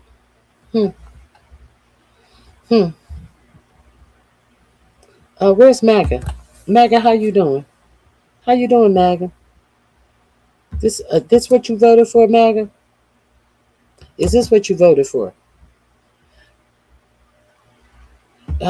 Do you think the $10 billion that is funneled into the border peace for a lifetime membership? Do you think that this is getting your money's worth? Huh? How much could it have cost to put this ragtag concentration camp together? Huh? If you don't believe how vulgar the grift is, the greed is, the inhumanity is with this administration, and you don't think you think that the American citizens are exempt when he continues to tell you every day that he does not care a goddamn thing about you, whether it be the rising costs that you have or it be the lack of available housing, affordable housing you have. He don't care. He believes the SAVE Act should be passed first, as you will hear him say later in this broadcast when he's asked about actual signing the bipartisan bill that he refused. That when he was set up, they had a whole signing room set up, the paperwork, the desk for him to sign, and he went to the room and started pissing a bitch about the Congress not coming together for the SAVE Act. They do not have the votes for this SAVE Act. This SAVE Act where he wants to be able to rig the midterm elections. So when he was asked about it again last night, he was asked about that housing bill that he refused to sign. And he said, that's boring. That's boring. Okay. Going to help Israel build and run concentration camps in Gaza. Now, the Israeli government's going to claim that these are like, peaceful establishments that are meant to X, Y, and Z. Why are they surrounded by barbed wire fences? Like, what are we even talking about here? I don't know whether the world is truly aware or is deliberately turning a blind eye to what is happening right now in Gaza. And again, the world hasn't been turning a blind eye. We've seen a blind eye happening in our country through propaganda, but that time is gone. This is why. But this is exactly how they are planning the new Gaza they keep talking about. They want to, let me see, they want to impose aggressive, what is this? They want to impose oppressive camps inside the city, disguised as the natural. I can't read that. I can't read it. It's too small. I'm sorry. Politicians who take money from AIPAC and Israel First funded lobby groups are just getting voted out because people are sick and tired of seeing our tax dollars go to atrocities out there. They want to impose oppressive camps inside the city, disguised as fake natural reserves surrounded by harsh barbed wire, and prevents anyone from leaving, as if they are carrying as if they are caging an entire population inside this iron enclosure under the sky. This is the future. They are planning tightly sealed prisons, all under the name of reconstruction. This is the plan for New Gaza. They want to impose oppressive camps inside the city, disguised as fake natural reserves surrounded by harsh barbed wire that prevents anyone from leaving, as if they are caging an entire population inside iron enclosures under the sky. This is the future they are planning, tightly sealed prisons, all under the name of reconstruction. So I'm going to share what Dropsite News had to say. Dropsite News is just on top of it. They've got boots on the ground, as close as can get. There's literally no journalism's in Gaza because they've all been murdered. Israeli plan to herd Palestinians into controlled shelters to begin within a matter of weeks. Israel is preparing to channel Palestinians into fenced humanitarian shelters. Again, that's what they're calling them, humanitarian shelters, after Israel pretty much, I mean, they didn't nuke Gaza, but they essentially did. If you combine all of the different bombs that they've placed there, they've reduced it to rubble, and they need to get the people out. That's their plan. Get people out so that they can literally build Trump's new Gaza. I mean, check it. I mean, Trump released this, right? Trump shared this AI generated vision for Gaza. It's just absolutely ridiculous. They don't even want you to be able to see the rubble because you can see how many thousands of bodies are still buried underneath it all. Women, children, doctors, journalists, innocent men, 70, 80,000 at least that are buried under there. Under the plan, unarmed civilians would be directed to a first zone in Tel Al Sultan near Rafah, an area drop site has documented Israel systemically raising. A multinational force, the ISF, operating under the Trump administration's Board of Peace, would deploy there from a newly built base equipped to police the zones while the Israeli military continues to maintain and deepen its hold. The camp base for the force has already been built, and the Board of Peace has begun identifying sites for logistics warehouses, with the groundwork underway now in deployment in the coming weeks. The paper described the effort as a pincer movement, the military seizing more territory as the population is siphoned into the controlled zones, and the hope that Hamas is left without a population, territory, or resources. Officials said the areas would receive caravans and aid, but not the concrete needed to actually rebuild Gaza. The plan matches what DropSite has previously exposed through leaked documents: a surveyed, checkpoint-controlled planned community in Rafah designed to force Palestinians into what amounts to an Israeli panopticon, tracked and screened as a condition of receiving aid. An Israeli political source told the paper the military would keep up the pace of targeted killings while remaining below the threshold of international criticism as long as Hamas is unwilling to disarm. The buildup is already visible. The Board of Peace itself posted images of tactical vehicles arriving at a logistics base on June 30th, matching the article's account of preparation underway. And here it is, the Board of Peace. Tactical vehicles arrived at logistics support. So they're not only, it's not like something that you can be denied. This is happening. Now, the argument that's going to be made from, I guess, pro-Trump, pro-Israeli folks will be, well, if Hamas would only do X, Y, and Z. And yet this amount of sort of savage killing that has happened, that the UN is literally reported. Yesterday, we covered Theo Vaughn calling out Senator John Kennedy. And Senator John Kennedy said, yeah, a lot of people have been hurt. And Theo said, a lot of people have been hurt. How about killed? What are we talking about? How do we believe that the people in these concentration camps are going to get fed? How do we believe that they're not going to be victims of, disease and illness and have issues with the air conditioning and all the water and things like that? Unbelievable. Israel reports that Trump's Gaza plan is moving forward. According to the report, the Board of Peace will launch a pilot project in which humanitarian shelters will be open in areas not controlled by Hamas. The International Stabilization Force will also start operating in the area to maintain order, and humanitarian aid will be vastly increased in the area where the pilot projection begins. The Board of Peace is... We know how the maintaining of order happened after they starved the Palestinians for 3 months and then tried to pretend like Hamas was the ones who were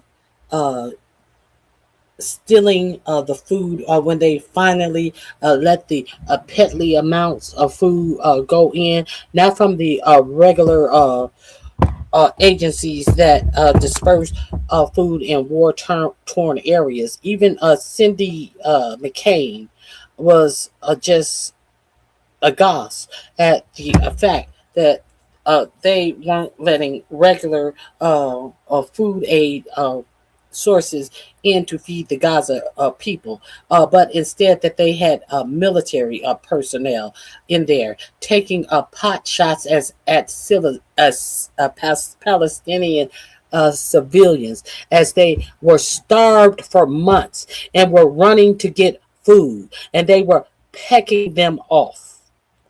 This is a UN doctor. This is a whistleblower who was saying also that beginning the process of one constructing day, large logistical warehouses. One day they would say, oh, we're going to shoot everyone in the, we're going to do headshots today. We're going to do scrotum shots today. We're going to do belly shots today, as if it was a game. So I wonder how they're going to control the people. They act like They act as if. They really act as if. These are some athletes. These are some football athletes that have been getting proper nutrition, exercise, and are ready to go. This is who they act like they are up against. Well, this link is in my description box under the title Board of Peace Decision. Let's go here. Let's see who they are really up against. Let's see who they're really up against. Drop Site News is definitely a great place to get some information.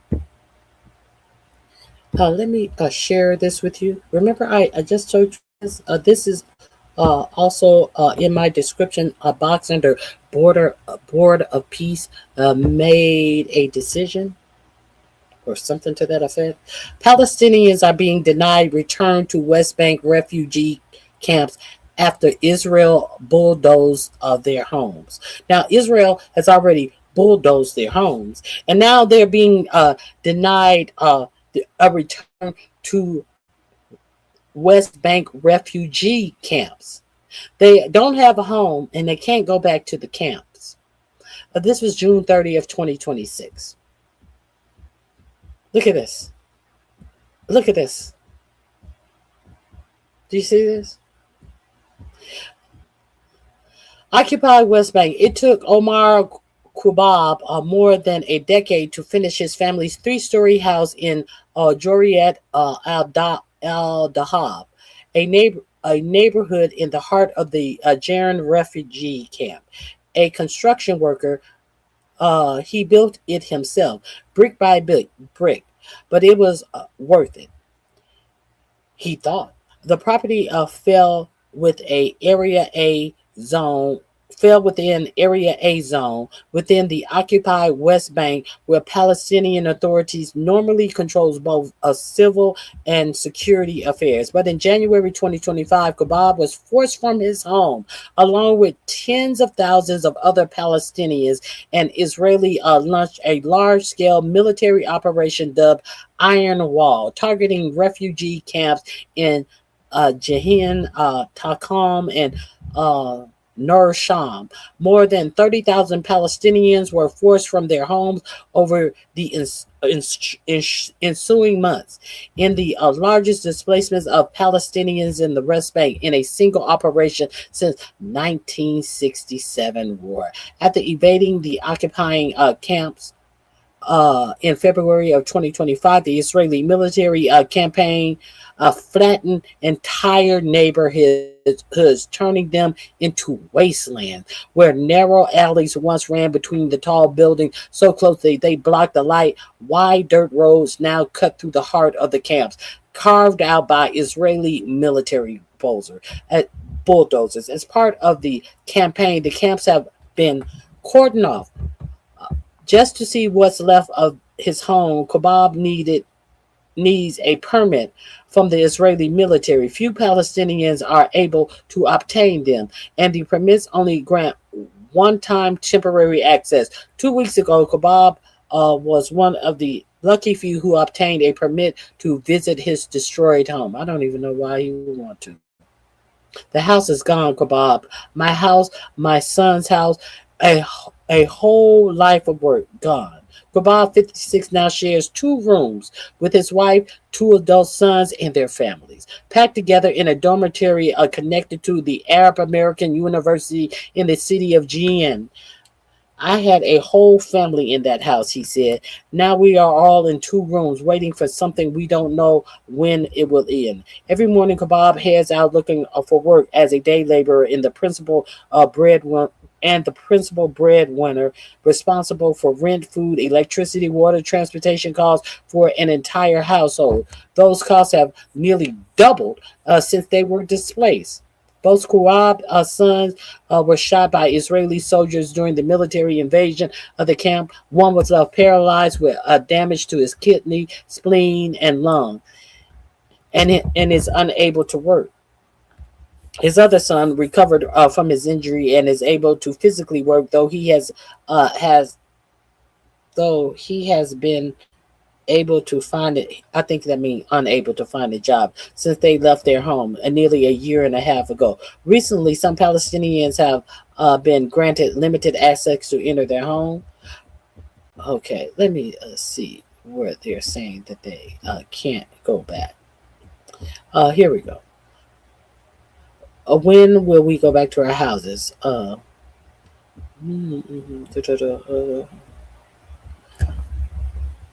They left a big house with a backyard. Now they live in a small rented apartment with thin walls on the outskirts of Turkon.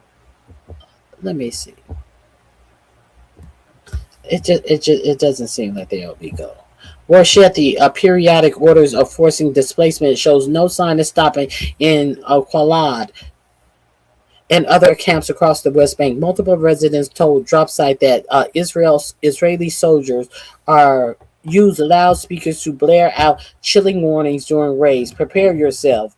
What happened in Jin and Turkam will happen to you.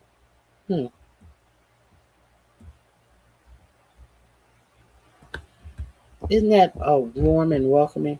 Now, here is another one I wanted to check out. If you haven't checked out Drop Site News, I think it's some good reading. Here is the one. Israel bombs Palestinians tents in Gaza. Let me drop that last article that I just read you parts of, and because I'm gonna drop this one as well. This is the about the Board of Peace have made their decisions. Both of these articles from Dropsite will be under the description of the Board of Peace in my description box. Please avail yourself to these articles and check out Dropsite News. A great place to get information. Let's get into this.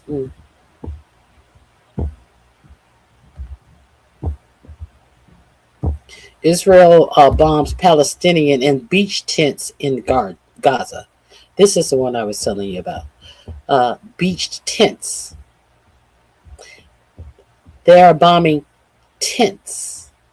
Didn't Jared Kushner said, well, you should just get rid of them all because that's great waterfront property. This is the great waterfront property that Jared Kushner told you that Palestine was on. This is the waterfront property that Donald Trump said that they were going to build a new greater Gaza, but the people are going to have to get out of there. And he couldn't tell you if the people would be allowed back there, as he had casinos and golden Trump statues and all of that shit. He put that out. And, kind of like he put himself out dressed as Jesus Christ. He put this out about Gaza. But you guys didn't have enough sense in you to be repulsed at the fact that he put out the video, the AI slop as him being creating Gaza into some type of rich man's Las Vegas. Y'all wasn't appalled at that. Y'all wasn't appalled at the genocide because largely our for-profit media didn't cover the genocide. They didn't cover it. They ignored it, and they made it easy for everyone else to ignore it. So you guys weren't disgusted at that AI video that your president put out about what they were going to make in Gaza for rich people. Let's continue.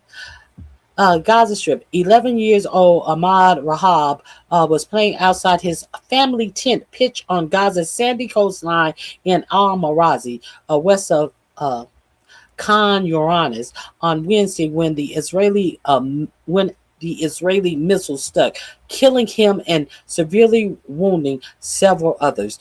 The children were playing and they fired missiles directly on them. Ahmad father's Shabi Al-Rabab said, sobbing, as he knelt on the floor of Nasser Hospital with his arms across his son's dead body in a final embrace. He was carrying a watermelon. What was this child's crime? He picked up a watermelon and they fired at him. Is he a fighter? He's not a fighter. He's a child. Overcome with grief, Raid buried his face into his son, which with blood, up uncontrollably in a nearby room. A 6-year-old child wounded in the same attack screamed in pain as blood from a gaping wound in his right eye covered his cheek and ear. He was carried into the hospital in the arms of a teenage relative who laid him down shouting, come attend to this boy. We are losing this boy. We are losing him. The child's grandfather, Ahmad al-Jawawi, stood nearby the front of his jalabia, stained deep red with blood. We are his clothing, I guess. A jalabaya. I don't know what that is. That's his clothing, stained deep red with blood. We were just sitting, and the strike landed next to our tent and hit 3 other tents. Is it necessary? At what point is it necessary to drop bombs on tent cities? You know who's paying for those bombs? You know whose money goes to pay for your tax dollars? They're actually letting bombs go on tent cities. We're just sitting in the strike landed next to our tent and hit 3 other tents. Ahmad Jalal told Drop Site News. This child lost his eye. I was wounded here, he said, pointing to his chest. My son's wife was also wounded in the upper part of her leg.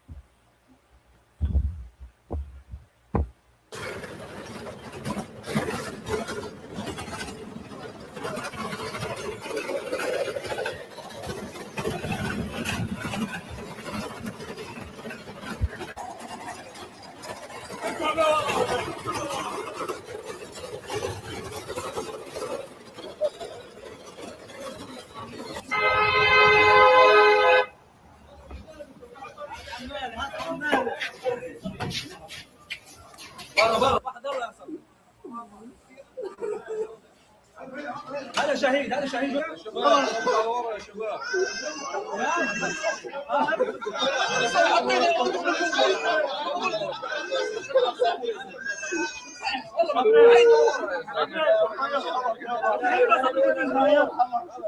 الله يرحمه يرحمك يا الله متعدك ياكلوا بعد ما بالله عليهم هيك بصير فيهم لا اله الا الله حرام يعني والله حرام اللي بصير فينا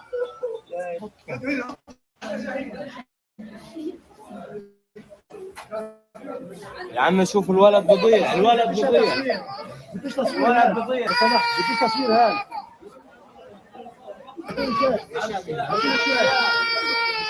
هاتوا لي الشاشه ولا شباب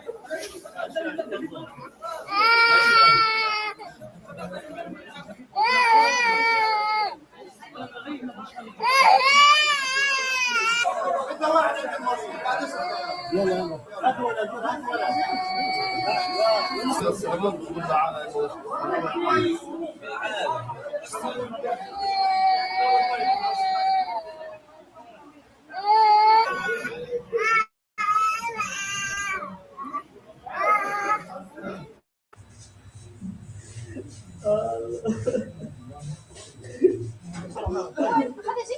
محمد يا عبد عبد يا عبد يا عم بنطلع انت خلاص عليه نصلي ونجيب روح هنا روح هنا روح هنا روح هنا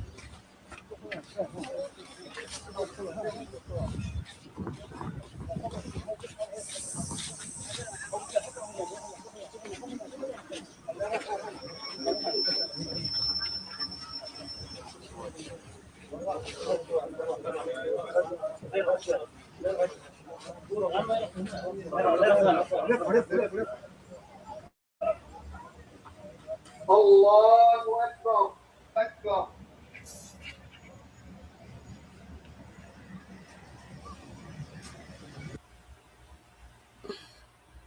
So, one of the big questions is, doesn't Israel have the right to defend themselves? Does Israel have the right to exist? They don't want to talk about this. They want to ask you questions. Does Israel have the right to defend themselves? Against what? Against whom? The latest Israeli attack on children came a day after a UN Independent International Commission of Inquiry released a report that concluded Israeli authorities and security forces have deliberately targeted Palestinian children, resulting in genocide, crimes against humanity, and war crimes in the Gaza Strip. The UN inquiry said that during the first 2 years of the Israeli assault, over 20,000 children were killed and more than 44,000 injured. Since the so-called ceasefire went into effect in October of 2025, Israel has killed at least 265 children and wounded hundreds more in Gaza, according to findings released last week by the UN Children's Agency, UNICEF, during a period supposedly defined by restraint and protection. A child has been killed on average every single day for more than 8 months, UNICEF spokesperson James Elder said in a statement. That is an absurd and devastating figure. Israel attacks on Wednesday targeted several areas of Gaza coastline where thousands of displaced Palestinians live in dilapidated tent encampments. The encampments by the sea lie as far as possible away from the yellow line. The yellow line is the line of demarcation that they keep moving inwards and inwards and inwards. That is the line that the Palestinians are not able to cross because the Israeli has taken everything on the other side of the yellow line. As they continue to approach this yellow line into Palestinian territory. So these people are at the farthest away. There can be no mistake that they're not fucking around trying to do nothing over to these IDF soldiers who are on these front lines that they are constantly changing. But how did that happen? The sea line lie as far as possible from the yellow line, where Israeli troops are stationed and are steadily encroaching further westward. Yet Israel has repeatedly bombed Gaza beaches, killing Palestinians living in the barest part of the enclave. One of the airstrikes overnight hit a tent encampment on the coastline of West Gaza City. Israel warned of the strike minutes before, prompting families to flee toward the sea before the missile struck, destroying several tents and leaving a massive crater in the sand. The link is in the description box.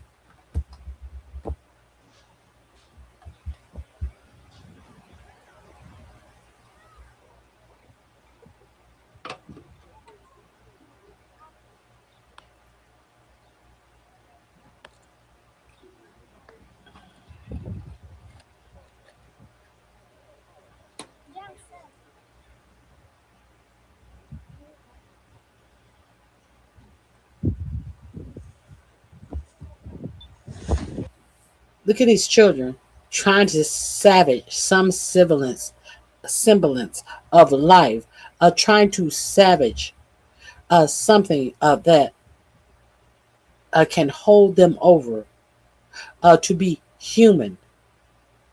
And they are constantly being bombed. This is where they're living. And they have to savage and rummage through this. And this is what the American dollar is going to support. Let's be real clear.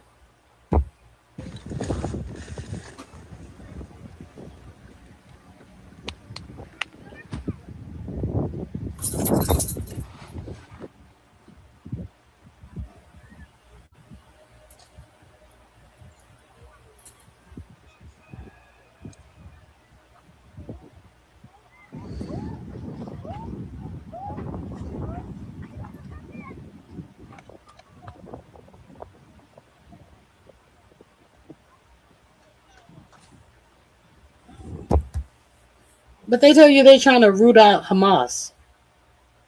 Are they really trying to root out Hamas? Are they really trying to root out Hamas?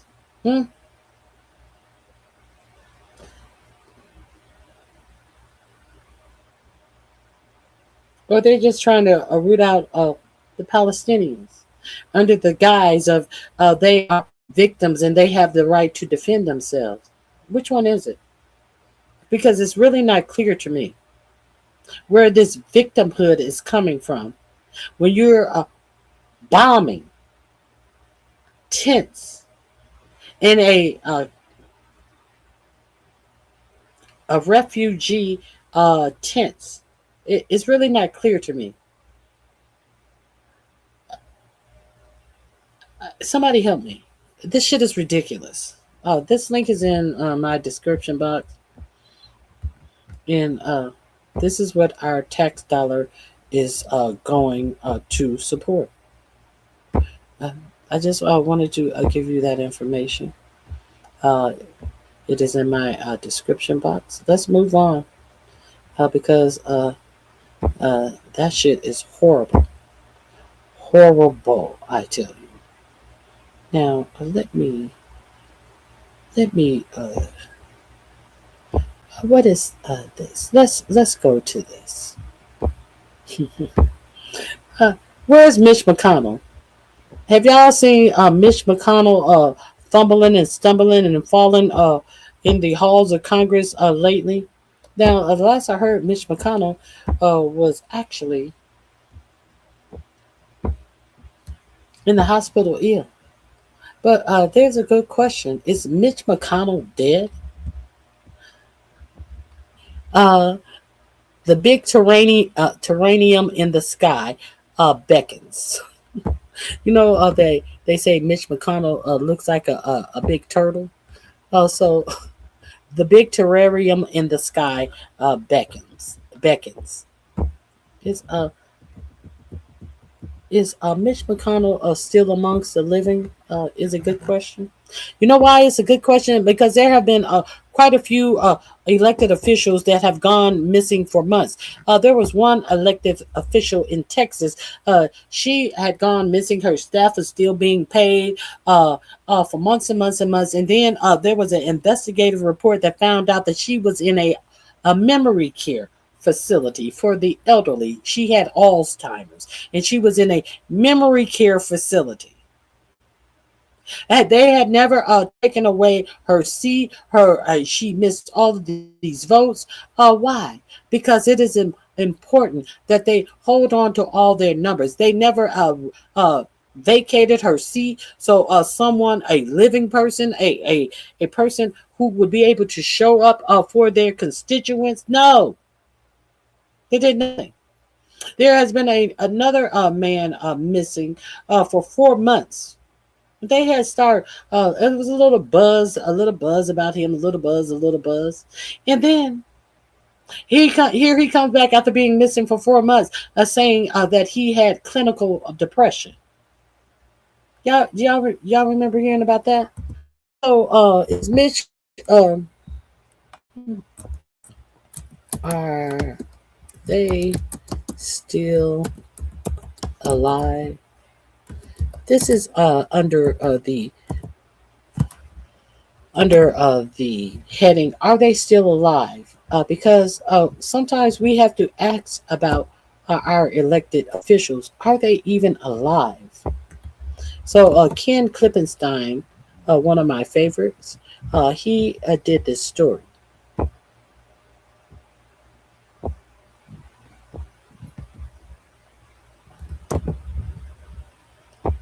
Here we go. The link is in my description box. Are they still alive?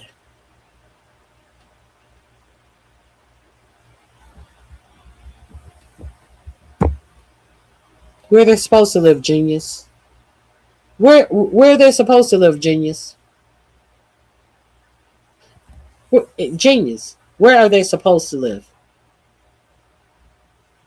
What are they supposed to do?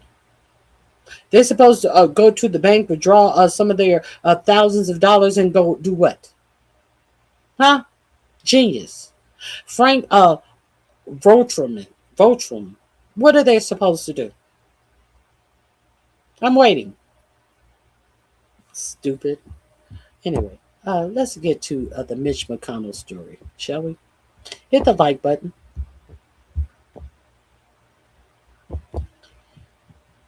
Mitch McConnell, the 84-year-old Kentucky senator whose terms expire on January 3rd, 2027, may expire before that. His status and whereabouts have become as big of a state secret as anything in the CIA's vault. 2 weeks ago, on the morning of June 14th, he was found unconscious in his D.C. home and rushed to the hospital after an EMS called reporting a cardiac arrest at his address. Now, Mitch McConnell had a cardiac arrest. Well, that's what the EMS reported.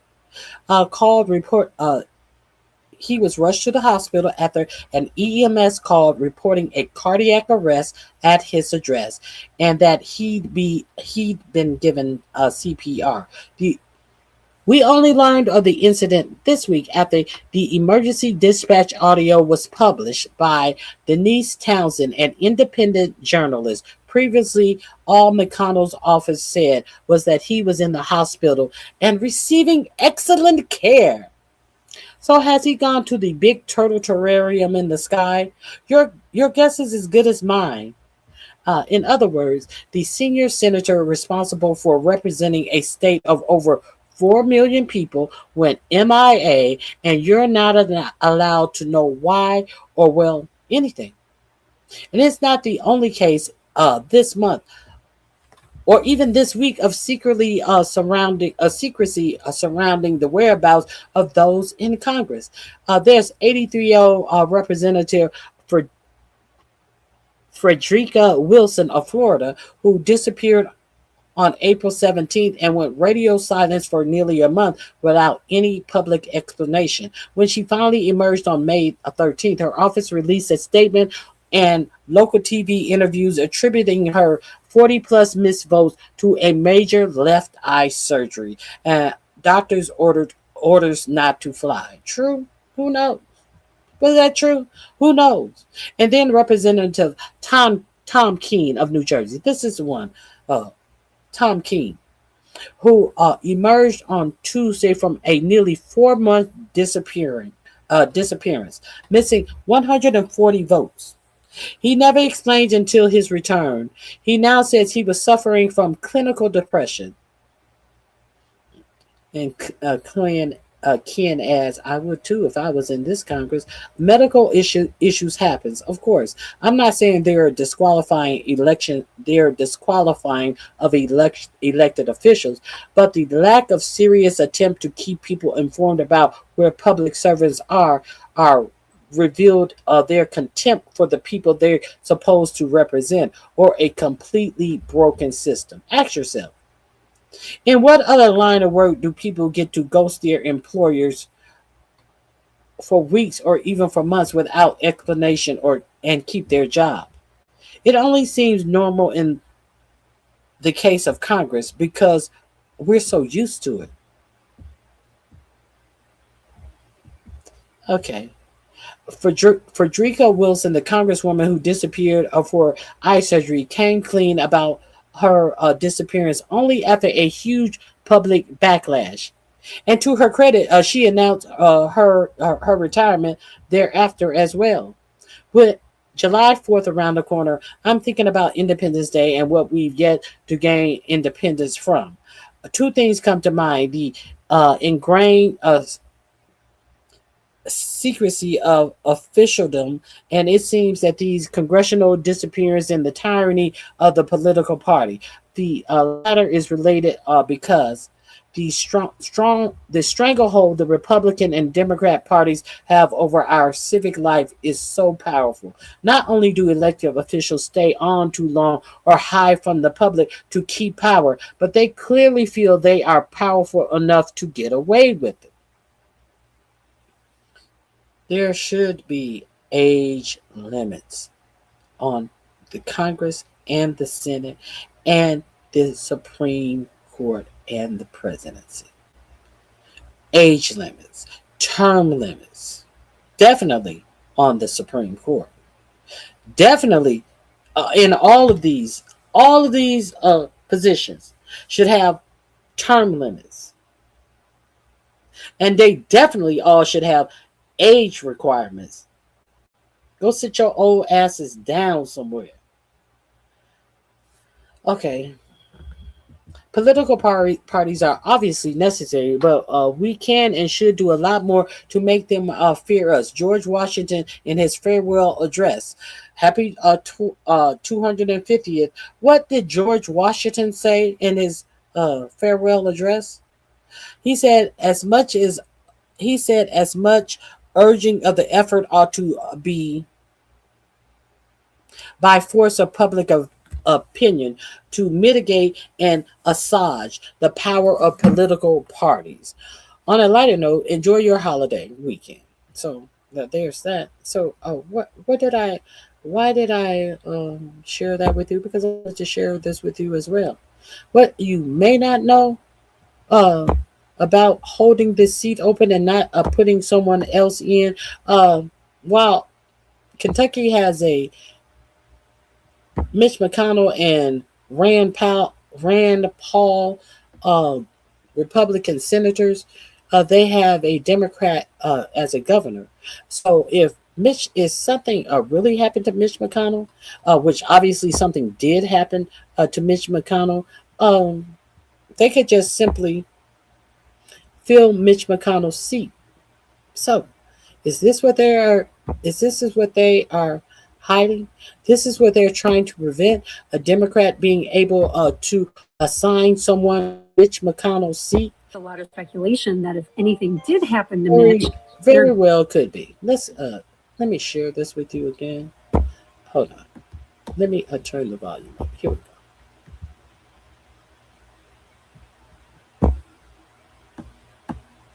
Both of these links will be in my description box. McConnell is dead and they're hiding it, and they're going to announce it on August 1st that he has died. And here's why I think that. Why August 1st does she suspect?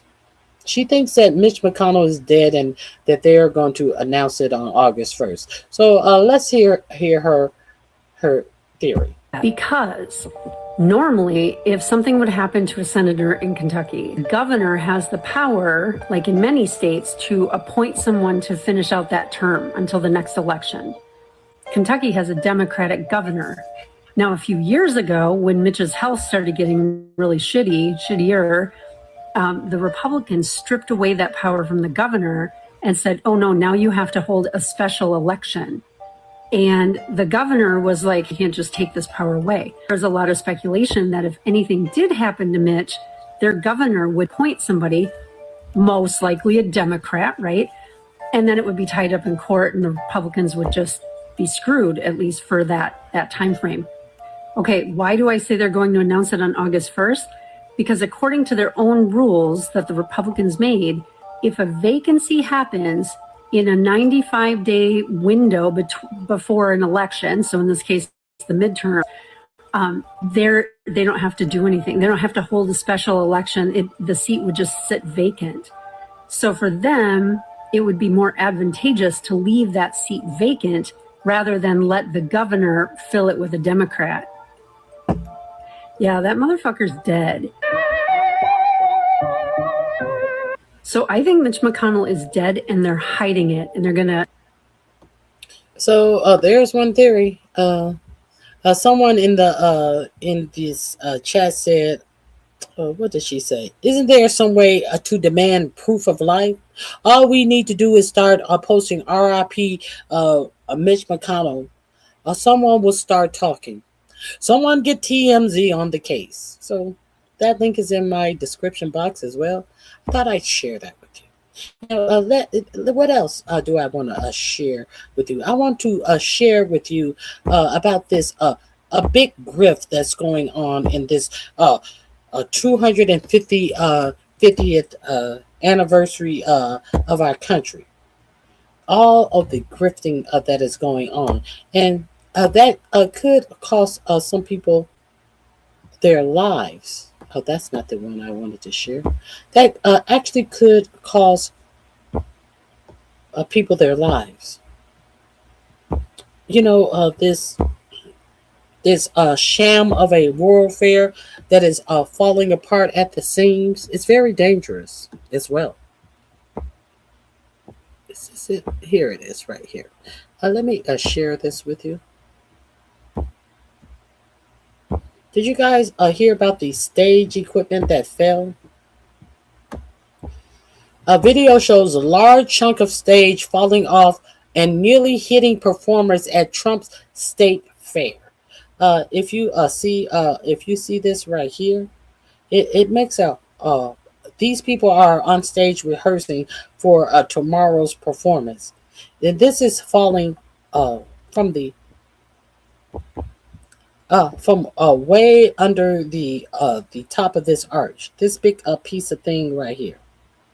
So if you didn't know about this, that's a piece of stage at President Donald Trump's state fair fell down during a Thursday afternoon performance and nearly hit the dancers below. The Great American State Fair had a difficult day on Tuesday. Attendees braving the intense heat found little relief thanks to the many booths not having air conditioning, and the fair continued to struggle with small crowds at the National Mall. That afternoon, social media influencer Aaron Parnas posted a video of the performance at the fair. According to Parnas' tweet, the performance was a rehearsal for Trump's big 4th of July celebration on Saturday. Okay, in the video, 3 singers could be seen performing in the middle of the stage. The trio was flanked by dancers on both sides. Just seconds into the video, a piece of the set fell onto the stage. The dancer closest to the piece flinched in response to the loud thud.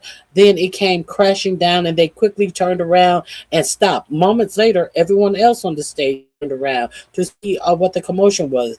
The music stopped as well. It wasn't immediately known if anyone was struck by the debris, considering the sound it made when it hit the ground. The piece appeared to be very heavy and could have seriously injured someone. But this is what happens when Trump siphons off millions of dollars and give it to his buddies to do a piss poor job to something that's being presented to you, his constituents, as he wants you to act like this under par bullshit that he's presenting. He wants you to act as if he is presenting you something grand. And the only grand thing about all of this fake world fair is the grand grift that he and his friends are pocketing from this money. Let me see.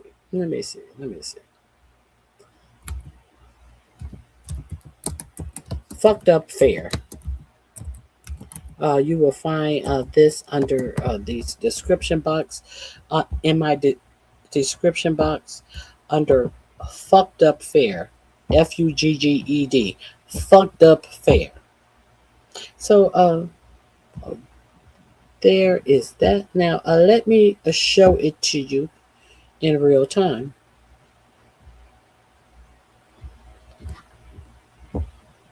I hate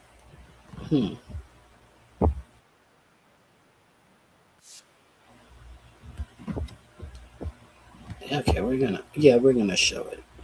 Let's show it in real time.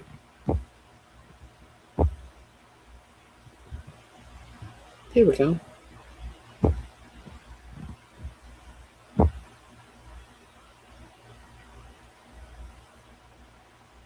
You see that?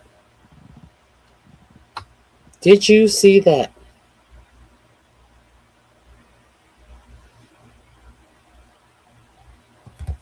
Do you see that? Slow motion coming up.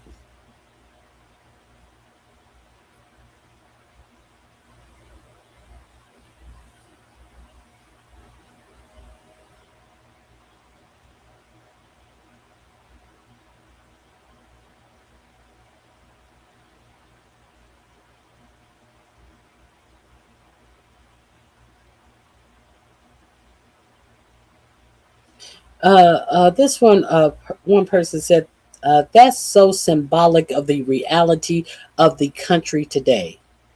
And then someone else did Trump's pool guy build the stage too? Someone else wrote Timu president, Timu State Fair. And Midas Touch writes, this could have been very bad. Also, there's that. There is what your president has presented to you, the American public, at the cost of billions of dollars. Now, while we are talking about the billions of dollars, let's get into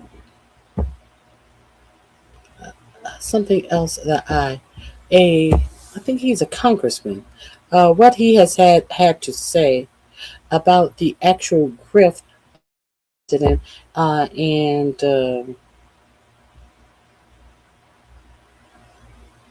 this state fair, this phony ass state fair that he is putting on.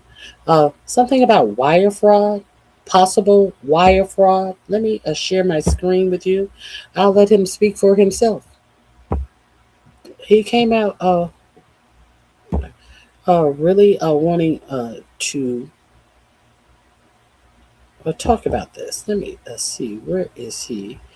Where is he? Hold on 1 second.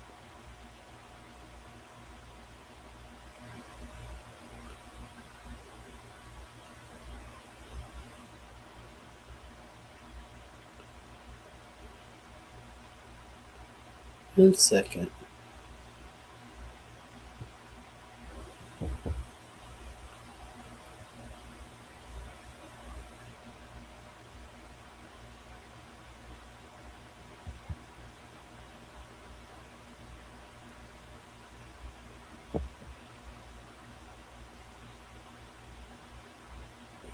Hold on. Oh God, I know I got it. I know I have it.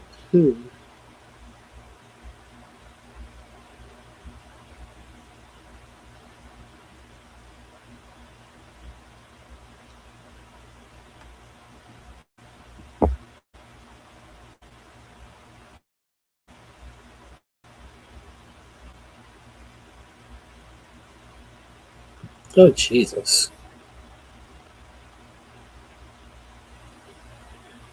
I want you to hear it from the horse's mouth.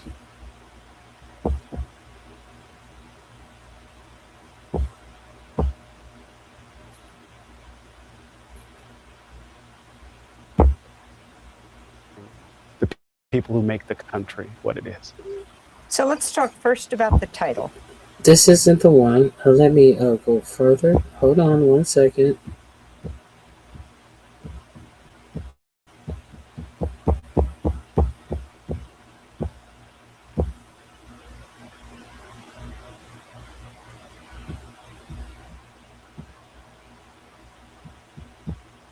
Hold on.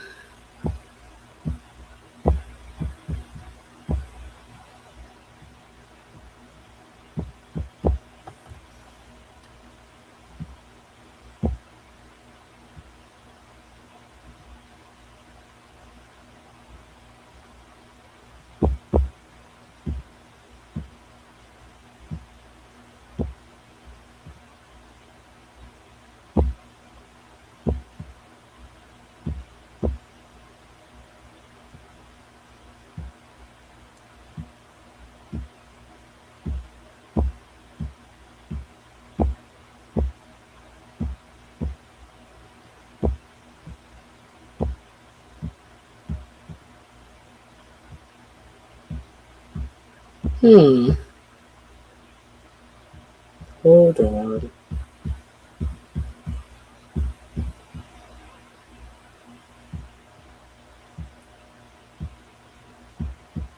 I could have sworn I saved this. I hope I saved it.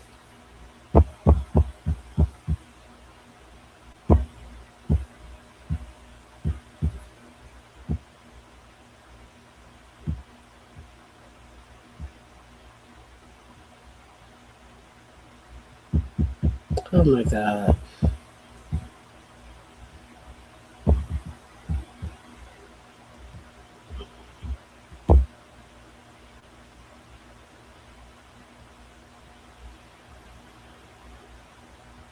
Oh God, I can't find it.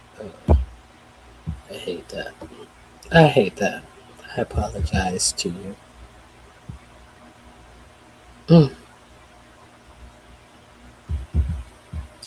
Oh, I had his whole address. I can't believe I didn't save that.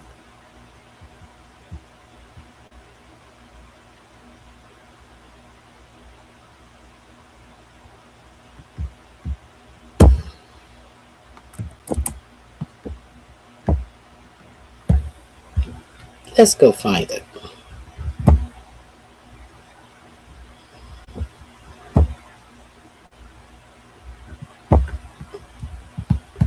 We will go find it.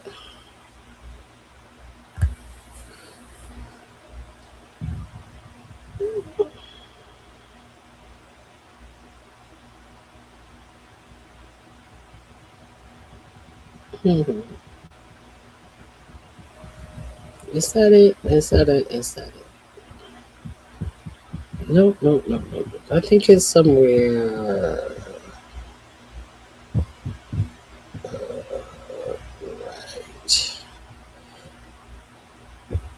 Right. This is the man who I'm looking for. Almost 100 million of that funding. Drop a like to help boost this message. Then they starved America 250.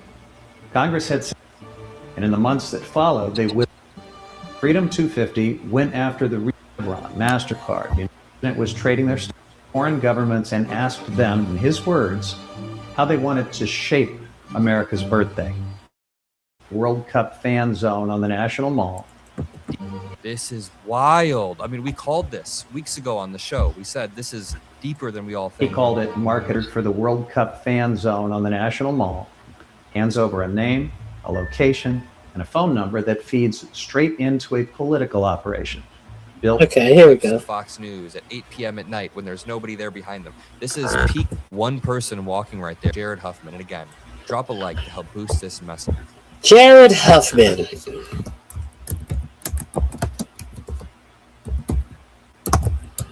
Thank you, Adam.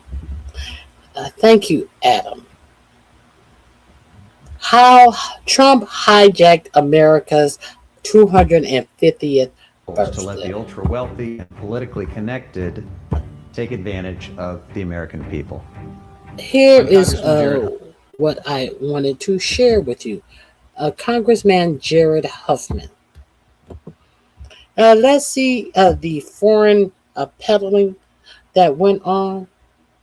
Your president asked foreigners what they would like to see and how they would like to see you, Americans, celebrate the 250th anniversary of America. You know, kind of like he has let all of these immigrants, these billionaire immigrants, decide what laws, what rules are going to be followed, who is going to be able to monitor you as an American citizen, what constitutional rights they are going to ignore or revoke from you.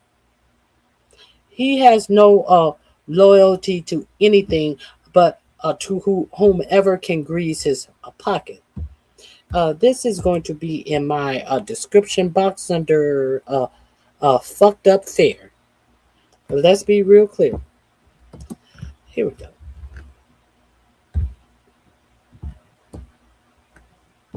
America's 250th birthday is being run by a shadow company you've never heard of. Freedom 250 has raised millions of dollars.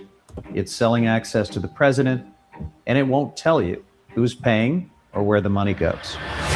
This is how Trump hijacked America's birthday. By rewriting the rules to let the ultra wealthy and politically connected take advantage of the American people. I'm Congressman Jared Huffman. I lead the Democrats on the House Natural Resources Committee. We spent the past year trying to uncover the truth about what happened, and I want to walk you through exactly what we've found. So how did this private company end up running America's official 250th celebration, siphoning off millions of taxpayer dollars and harvesting Americans' personal data. Let's start at the beginning. In 2016, Congress did something rare. Republicans and Democrats came together and created a commission called America 250 to plan the 250th. They built it to be nonpartisan on purpose, so no president could ever make the country's birthday his own. The America 250 Commission was well underway to honor the anniversary with expertly planned festivals, activities, and unifying events to celebrate our country and its founding. Then, Donald Trump decided he wanted something different. He wanted a party he could use for his own personal, political, and financial gain. So first, he tried to take over America 250. His appointee to the commission teamed up with the Speaker of the House in an attempt to push 4 commissioners out of their seats and replace them with Maga loyalists. When that didn't work, Trump created his own shadow entity to circumvent and supplant America 250. They call it Freedom 250. On paper, it's a shell company registered in Delaware through the same anonymous vendor the president uses for his other businesses. But this LLC is different. It was lodged inside the National Park Foundation, a charity that's funded our national parks for 50 years. Think about why you'd do that. As part of a charity, the LLC could take in huge sums of money without ever naming who or where it came from. This arrangement lets them sell access to the president, collect checks from anyone willing to pay, and keep every donor's name secret, all under the banner of a trusted American institution, the National Parks Foundation. Then they starved America 250. Congress had set aside $150 million to celebrate our 250th. The America 250 Commission was promised $100 million of that funding. But in November of 2025, the White House told the America 250 chairwoman she would only get $50 million. And in the months that followed, they whittled it down to just $25 million. The rest of the money was taken by Freedom 250. Between this and other redirected funds, hundreds of millions of taxpayer dollars are now unaccounted for. Now follow the money, because this is where it gets worse. Freedom 250 went after the real commission's corporate sponsors, not just donations, but a quid pro quo of access to Trump in exchange for cash. Lockheed Martin, ExxonMobil, Chevron, MasterCard, United Airlines, United Health. Most of these corporations are lobbying and trying to win contracts from the same government that's now selling them special access. And as they wrote their checks to Freedom 250, the president was trading their stocks and posting their ticker symbols online to juice their values. Trump's cronies were then deployed across the globe to solicit money from foreign governments. The CEO of Freedom 250 flew to Davos, stood in front of a room of foreign governments and asked them, in his words, how they wanted to shape America's birthday. Foreign governments shaping our 250th. He called it marketing freedom. According to a whistleblower, not everyone who donated money to Freedom 250 knew that's what they were doing. Fundraisers misled donors who intended to support the America 250 Commission by giving them Freedom 250's banking information. And through this bait and switch, contributions meant for the nonpartisan Birthday Foundation were routed to Trump's shadow corporation instead. This is potential wire fraud. And Freedom 250 has been... You mean Freedom 250 didn't pull itself up by its bootstraps and be honest and just start from zero and start collecting money? collecting more than money. Its website runs through a company owned by Brad Parscale, the president's longtime digital strategist. Every American who signs up for a free event, even the families who registered for the World Cup fan zone on the National Mall, hands over a name, a location, and a phone number that feeds straight into a political operation built to profile and target voters. Americans just wanting to celebrate our nation's 250th birthday are unknowingly signing up to potentially have their data harvested and added to Trump's campaign operation. While Trump and Freedom 250 are pretending this celebration is about America's history, They've been forcing public servants across the country to erase our country's real story from parks and public spaces. Park rangers were given marching orders to take down factual signs about slavery, climate change, and the forced removal of Native Americans. And in their place, Trump and his political allies have been pushing their sanitized and distorted version of history. They paid out 10 million taxpayer dollars for a fleet of trucks running PragerU videos and an AI-generated George Washington that tells school kids that their rights are a gift from God, something the real Washington never said. They're parading these proselytizing propaganda trucks in front of schools on your dime. They've turned what should be a non-political unifying celebration of America's 250th into a right-wing Christian battering ram aimed at breaking down what Thomas Jefferson called the wall of separation between church and state, enshrining their extreme version of Christianity as our de facto national religion. This agenda is not subtle. It fuses white Christian supremacist identity with history revisionism, insisting the nation's founding, its laws, and our fundamental rights are rooted in the Christian Bible rather than the revolutionary principle of self-government. Their own documents are littered with proof that for them, this anniversary is not actually about America, it's about promoting two things: Christian nationalism and Donald Trump. An internal playbook called for scripture readings and worship nights on the National Mall as official birthday programming. They peddled sponsorship packages and photo ops with Trump at $10 million a pop. A UFC ring was built on the south lawn of the White House, not for the 4th of July, but for the president's 80th birthday, with seats that ran $1.5 million and went to executives from the companies his government is supposed to regulate. They handed out contracts to Trump's closest allies, including Event Strategies, Inc., one of the masterminds who orchestrated the rallies surrounding the January 6th insurrection. For every fact we've... So,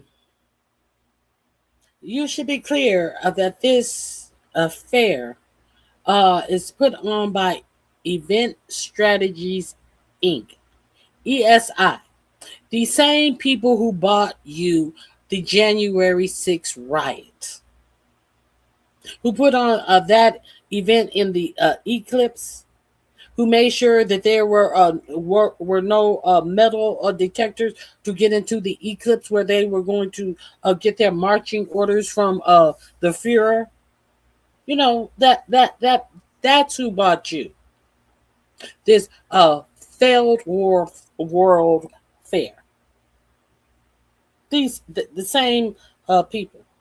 But the thing about it is, how the fuck could they get more participation in a riot than they could in this world fair? More people showed up on January 6th than are showing up for this fake bullshit that they're putting on now.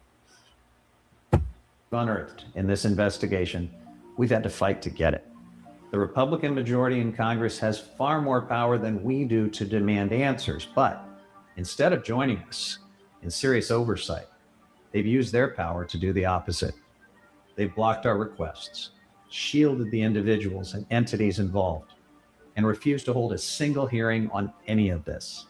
They are shielding bad actors instead of holding them accountable. So today, against the obstruction and resistance of our Republican colleagues, we are dragging this fiasco out of the shadows and shining a bright light on the corruption and fraud surrounding Freedom 250.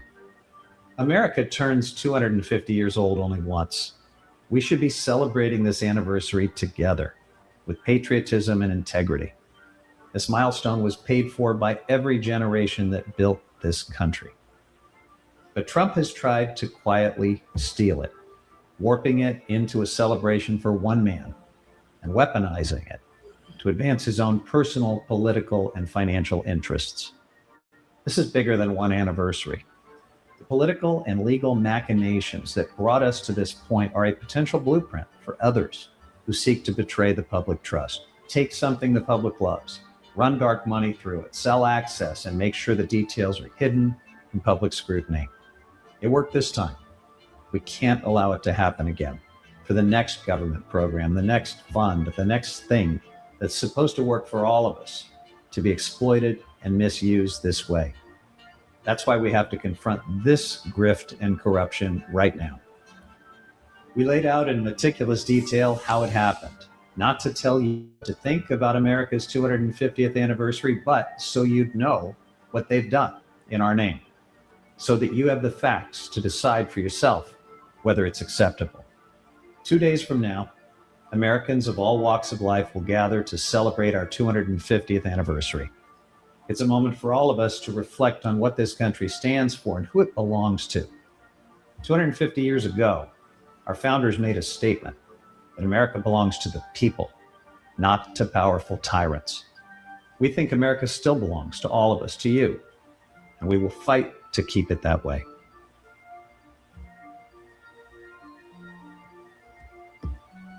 Okay. Let's move on. I thought that it was important that you guys understood and had this information because you hear a lot of complaining about this fair. You hear a lot of lies about how many people and how great this fair is, but it's just lies and bullshit at this point. So let's get into the latest news about this fucked up fair. Let's get into this. The latest about the fair. I think it just feels like the people close. Hold on. It just feels like the people. Hold on. That's not the one I want.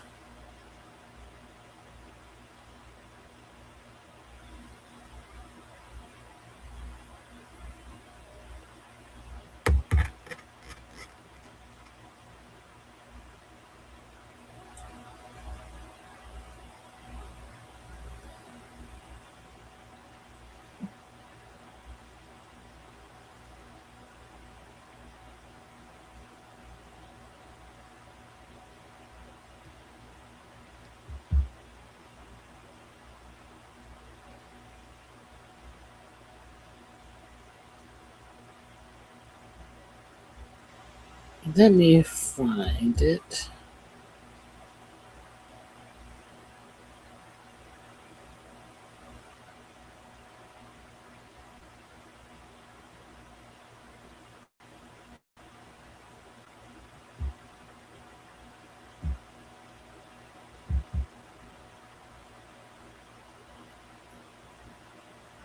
Lord have mercy.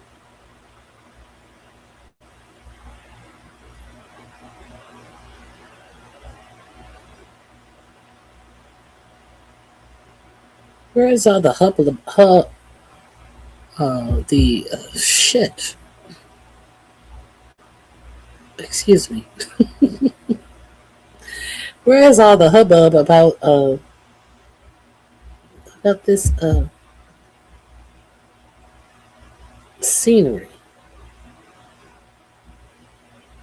Maybe it's here. I don't know.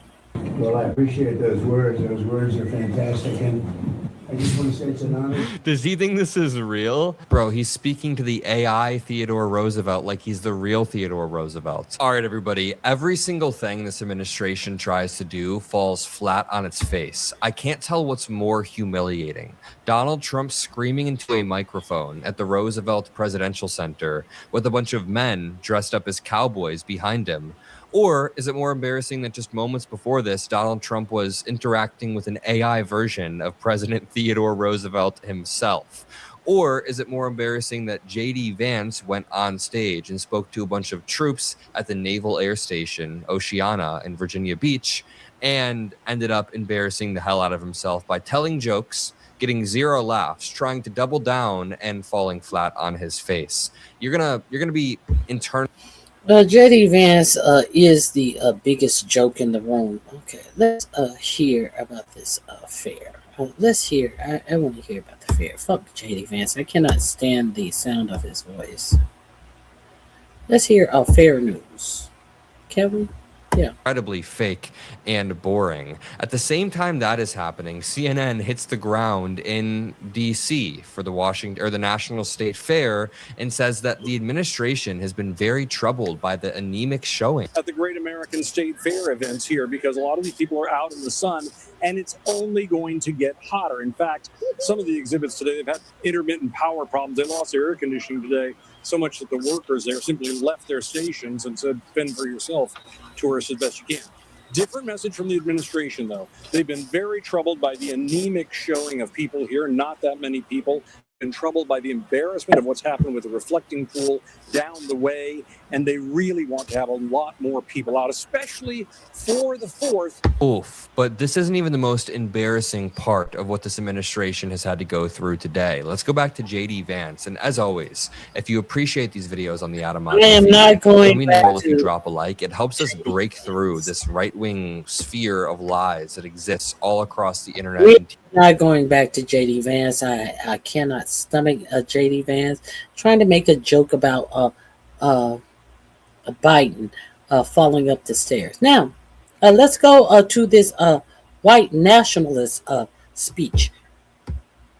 Miller, who went on to Fox News last night to melt the hell down about the most recent SCOTUS ruling on birthright citizenship. Again, we're going to get to Trump in just one moment. I want to show you Trump interacting with an AI version of President Roosevelt, but I think it's worth showing you what people in his universe have been doing, because everybody is collectively falling flat on their face. Stephen Miller's immigration vision that he had for this country, yanking it to the far right, has backfired. I made this exact same argument on CNN last night, that this immigration has backfired on them. Watch. You pointed out that Trump ran on immigration multiple times because he's impressively turned one of his strongest issues into the Republican Party's largest liability. I mean, ICE is currently being rejected by the American people after Renee Good and Alex Preddy were killed. And the Supreme Court seems to be siding with the American people that Donald Trump's immigration policy is way too radical. I mean, I was young at the time, but you brought up Barack Obama. It wasn't that long ago when he issued a slew of executive orders and Republicans called him a communist dictator. Now, Republicans are frothing at the mouth because the Supreme Court won't let Donald Trump rewrite the Constitution via executive order. So this is an extreme policy dictated by Steve Miller, at one point, and right now it's backfiring on the Republican Party. That brings me right back to Stephen Miller. Stephen Miller had this vision to yank the country to the far, far right on immigration, and it's gotten shot down. It's gotten rejected. The American people are rejecting ICE, abusing our civil rights. Stephen Miller has the blood of Alex Preddy and Renee Good on his hands. And now the Supreme Court is, again, siding with the American people in order to say this is way too extreme. This is way too far. Even 3 Republican justices. But American Republic. Extreme. That didn't stop Stephen Miller from hopping on TV and saying this. But this is absolutely a deep knife wound in the heart of the American Republic. Look, Jesse, I can step tomorrow onto the deck of a 747. It does not mean that I am the pilot of that plane and I'm qualified to fly it. Just physically being on U.S. soil does not make you a citizen or qualified to carry on or capable of executing the inheritance of this country. Now, understand, Stephen Miller's relatives came to America to escape the Germans. Did they have to do anything miraculous to become Americans? I'm curious. I just really want to know. We have people from all over the world, from third world nations, nations that on their own would have never invented the wheel, let alone modern technology, let alone medicine, let alone air travel. And they can. However, if that is so true, why is it that your very own president said we're going to have to import workers from India? We're going to have to import students from China to go to our best universities. If America is so great, we're going to have to import engineers to work in our tech companies. If so, Stephen Miller, can you answer that for me, Stephen Miller? If this white nation that you're trying to signify is so spectacular, and you don't want it to blood the what is it? What did he say? It's going to poison the blood of the American white race? Or why is it that your own president is admitting that America really ain't so great? Do you want to pretend like there would be no medical advances if white people hadn't created them? You know, the same white people that were still living in caves when black people knew about the solar system, had advanced mathematics, had a very established medical regimen. Are you serious? Is that what you're saying? You want us to believe that? Okay. We don't believe you, Stephen. Just come into the country, have a baby at a hospital, paid for by you and me. What do you mean never would have invented modern medicine? 27% of physicians working in the United States right now are immigrants. Literally, like 1/3 almost. And why is it? You notice every time they want to talk about these people are coming to our country and they're just going to live off our welfare. Why are they so afraid and position it as these people are going to come to our country and they're going to live on welfare all the time, and they're going to take all of our resources? You notice that they are trying to sideline you to believe that every immigrant that comes to this country wants to nurse off the teat of this country. Isn't Marco Rubio what would be defined as a anchor baby? Huh? Is Marco Rubio living off the government dime? There is plenty of people who have come to the United States and have never lived a day on public assistance. But see, these white nationalists, they want you to believe that everybody but the actual people who are using up government welfare the most, white people, they want you to look at everybody as a problem. They're coming here and they're taking all of our resources. Isn't it strange that a white man is so worried about welfare? Why is he so worried about it? Is he so worried about it because he want to make sure the majority of people, white people who are getting and on welfare food stamps and Section 8 will continue to have something for white people? Is that why he's worried about it? Or is he trying to denigrate non-white people? Which one is it? Which one is it? All of this fear mongering about people who are going to be on welfare, when and all of this white nationalist talk, when white people in this nation are the biggest recipients of all of the welfare. Are we going to play this game? Is that what we're doing? No, we're not doing that. That's what we're not doing. It's necessary for the survival of our country to have immigration. And then that baby's automatically a citizen. That baby can sit on a jury when he turns 18 and sit in judgment of you and sit in judgment of me and sit in judgment of our loved ones, can decide who our mayors are, our governors are, our presidents are. But this is that's the way the United States works. That's the way it's worked forever. For the past 150 years, it's been upheld by court after court after court. The Supreme Court, it was passed by Congress. It was codified by Congress over and over and over. This has been enshrined in law in the United States. And Stephen Miller is freaking out as if something changed because he wants to hide the fact that nothing changed. Nothing changed. The law was upheld as it is. There is no new addition to it. There's no reason to. He's mad about it. Now, let's get to this.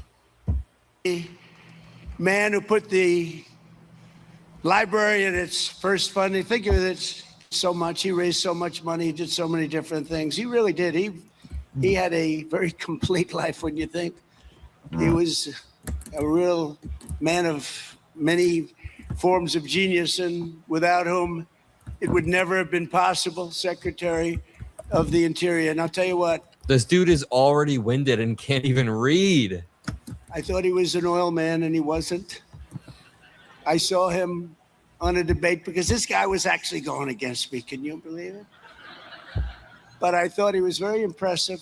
Okay, let's rewind about 30 minutes. Before this, Donald Trump was interacting with an AI President Theodore Roosevelt, asking him questions about his policy. Watch. Every day, a president faces storms most people never see.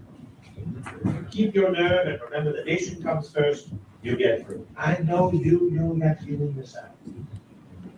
Well, I appreciate those words. Those words are fantastic. And